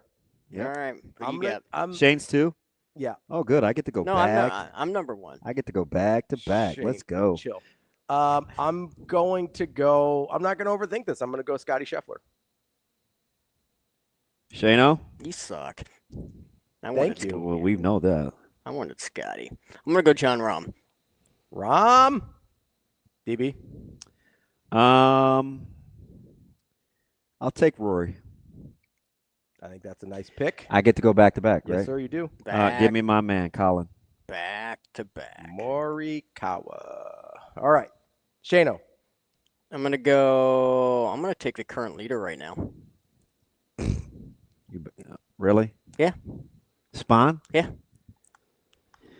I'll trust it. I don't love it. Hey, I asked if the names mentioned were off the board. That's fine. Long shots are greater than. That's my long shot. No wait, long shots are greater than 10-1. 10-1. So that sounds right. Yeah. Okay. Plus, and the long shots are harder to pick. Plus 10,000. Okay, so I'm going back to back here. Yeah, I'm nervous about Bryson because of what John was telling us about the course, but he is by far the best guy left. I've also got my guy Ludwig, who I love. I'm going to take them both. I'm going to go Bryson and Ludwig. Wow. Not bad. All right, Shane, you're up. I'm going to go Justin Thomas. You love some Justin Thomas. Hey, he's got good track run there. I'm going to go with Joaquin Neiman. Neiman? And for my fourth, but not a long shot, give me I'm taking my greens and regulation guy or strokes gain. Give me Straka. Sepp Straka, baby. All right, Shano. May need to gain some shots. Has Rory been taken? Yes. Yes. Damn it. It was literally the first guy that DB picked. Well, I wasn't paying any attention. I can tell. There's lots of good ones. You got Cantlay, you got Connors, you got Koepka, you got Hovland. Did you take Colin already? I did. Yes. Got Hideki. Okay. I thought he jinxed it when he said he was listening. Yeah. He said, "Oh, you seem engaged." He was not listening. That really. So off the board, Shane. Okay, yeah, I want Hideki. Scotty's. You want Hideki? Yeah. Okay. All right, Matsuyama for my guy. So are you taking the last one in the first long shot? Yep, this is my last regular golfer and then my long shot. Okay. For my last regular golfer, I think I'm gonna go Cantlay. Ain't bad. And then Keegan Bradley doesn't make the long shot. He's plus 9,000. That's the guy I was debating with between Cantlay and Keegan Bradley. For my plus 10,000 or more, I think I'm gonna go. I'm gonna go with Jason Day. God, you suck. Was that who you wanted? I thought you were off Jason Day. I'd love Jason Day. I know. I thought you liked Howie Day. I got confused. Collide. It's a song. I thought you liked Jason Mraz and Howie Day. I got confused. You like Jason I Day. won't give up, Jason Mraz. I won't give up. Go ahead.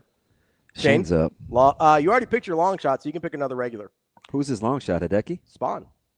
Oh. Spawn's plus 15,000.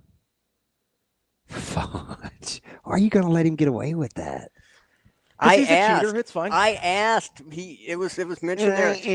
I wanted to poop the bed for him anyway, so I don't care. I wanted to set the. Go ahead, Shane. He does not have to. You got any golfer on the board. Anybody on the board. I can't believe you. It's fine. He's already won. He's going to lose anyway. I'm going to go with Mick Fleetwood. Mac. Tommy Fleetwood? Yeah. How did you? Never mind. Okay. I know. I get it. All right. You're up. Your long shot. I'm going to take Mickelson. All right. You know Shane's going to lose. He's not going to win. I can't believe you let him off the hook. He's not going to win. Dude, Spawn's going to be 3 over by the end of tomorrow. But you gave him – he took his long shot first because he was in the lead, and then you didn't make him take a long shot. It's fine. Well, I did that on purpose, though, because you didn't do it on purpose. You had no idea where JJ Spawn was. All you heard was that he was 4 under, and you're like, I want that guy. He will be over par. Yeah, because I was listening to the conversation. I'm not even going to be mad at Shane. You're going to be mad at me. That's fine. Yes. I'll make a bet with you right now that JJ Spawn will be over par by the end of tomorrow. I asked if that was off limits, and you said no. You want to make that bet? I cannot be distracted by wanting to go to that restaurant. It's I just want it quick, and I'm like, ooh, I'm closer to getting my scallops. But no. Okay. Because you think I'm right. You think I could be right. The risk reward isn't worth it. Oh, you never know. Oh, man. The scallop and reward is pretty good. Have you seen that menu price, though? Scallops are delicious. I need all I can get. All right. All right, so Ravi goes with You're at 60. Scheffler. Yeah, 60. But I have 20 on 20 the line pending because of tomorrow. OKC. Yeah. So you went. I don't mind this. You got Scotty, Bryson, Ludwig, and Patrick Cantlay. Long shot, Jason Day. Shane Schillerberg has the current leader in JJ Spahn. Weird. John Rahm, Justin Thomas, Hideki Matsuyama, Yami, and Tommy Fleetwood. This dude having Fleetwood seen as the last pick does not look right.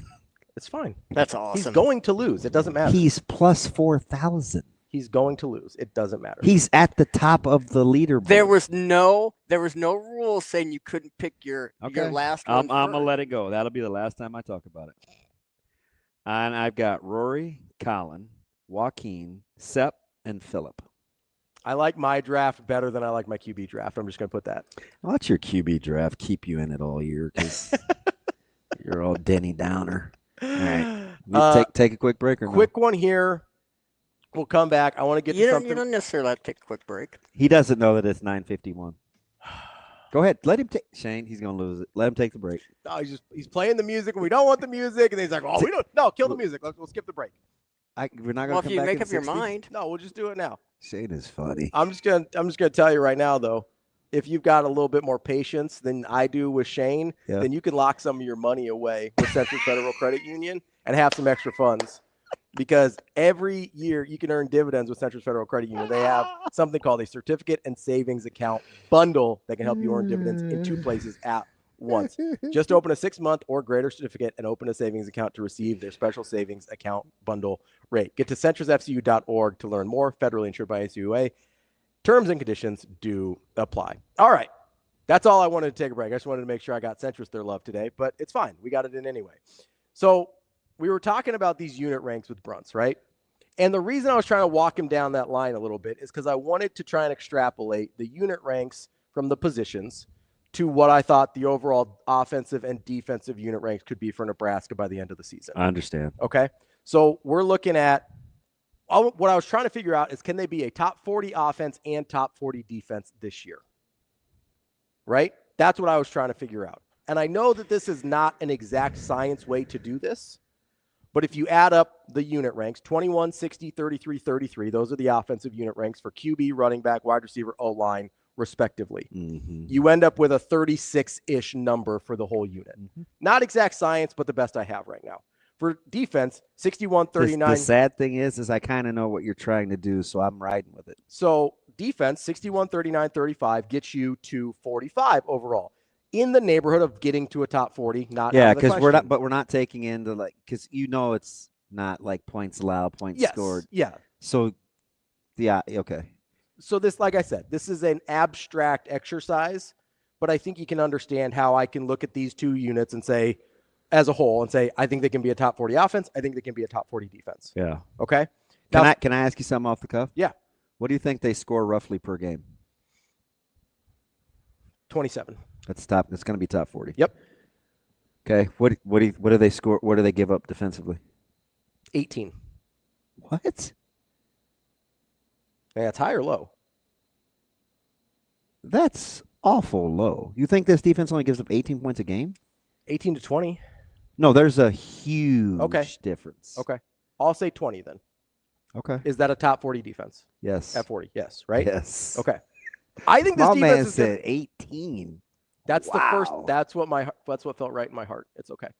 Okay, go ahead. So there were 18 teams last year, if I can count right. I may not be able to, but I got the teams correct. I may not have the number correct. That had both top 40 offenses and top 40 defenses last year.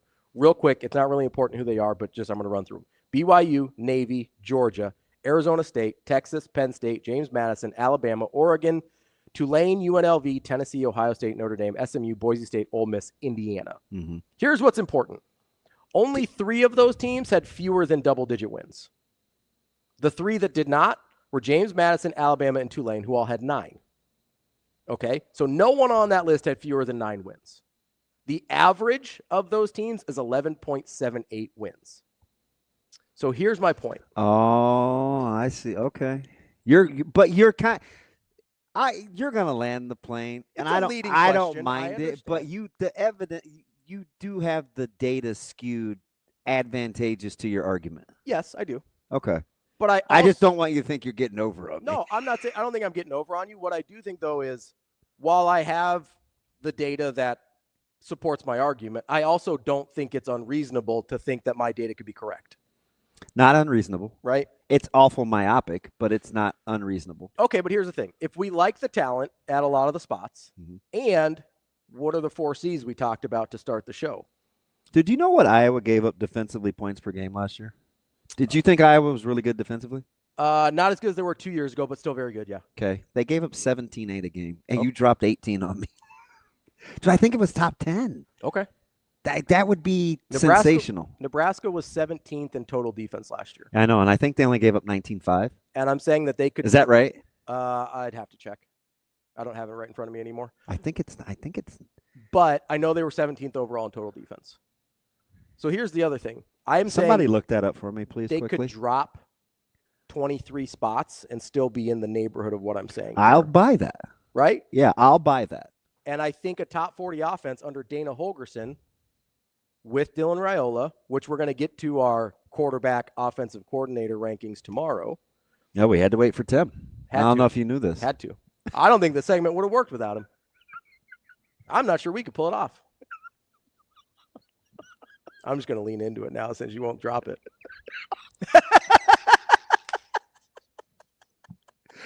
Wow. That might be the most you thing said to date. I'm just going to lean into it now since you won't drop it. That's the most L3 thing I have ever heard. And you say, that is classic. I mean, how come you only bring up the overrated stuff with Bruntz? I can't have a good conversation with you about overrated stuff?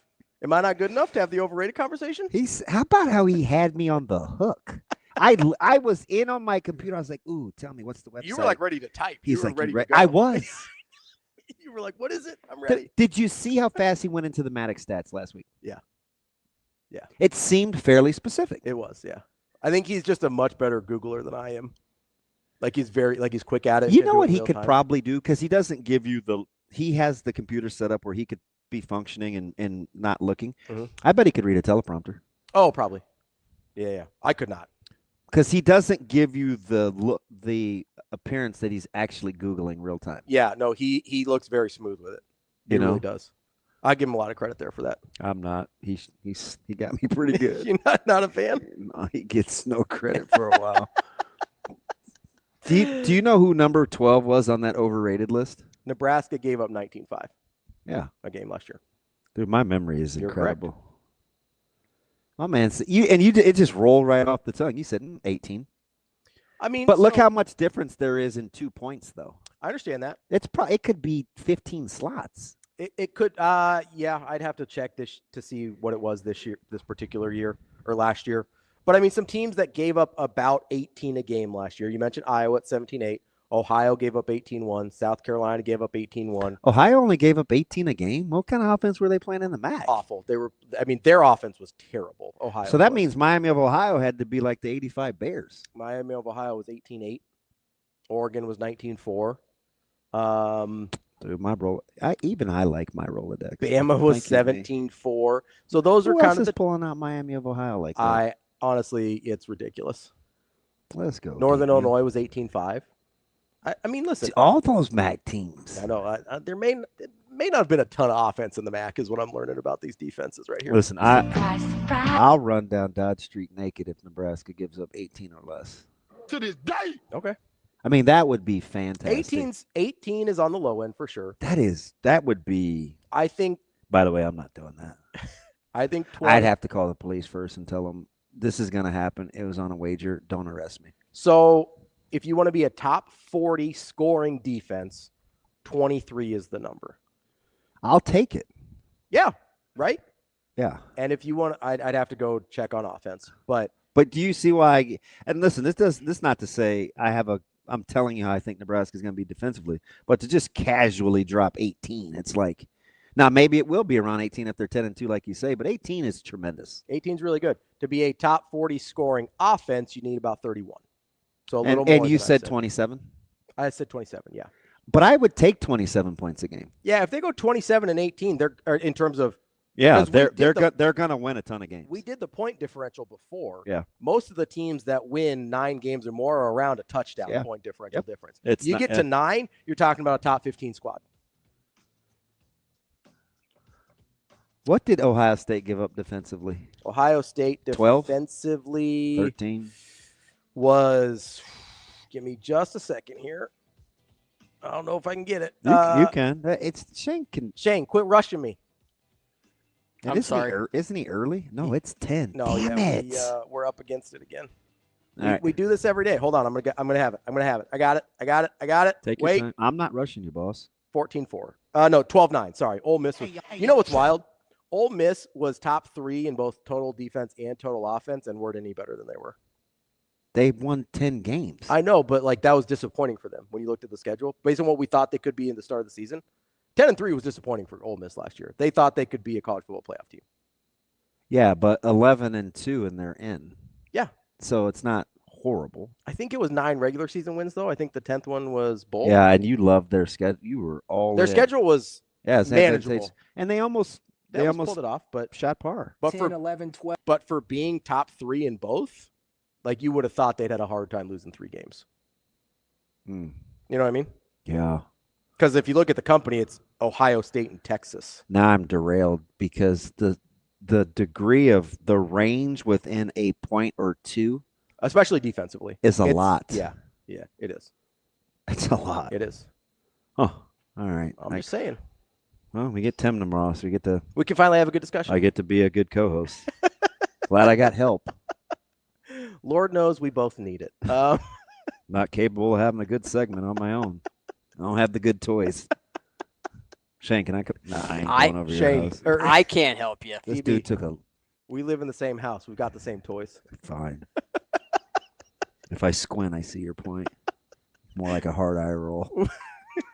Listen, if you want to be upset about it no matter what, you can be. It's fine. I'm just going to lean into it since you won't let it go. It's kind of vindictive. Finally have a good show tomorrow with Tim on. Big pound of flesh, guys. That's DB. I'm Ravi. Lulla. We'll be back. More Hurrdat Sports Live tomorrow.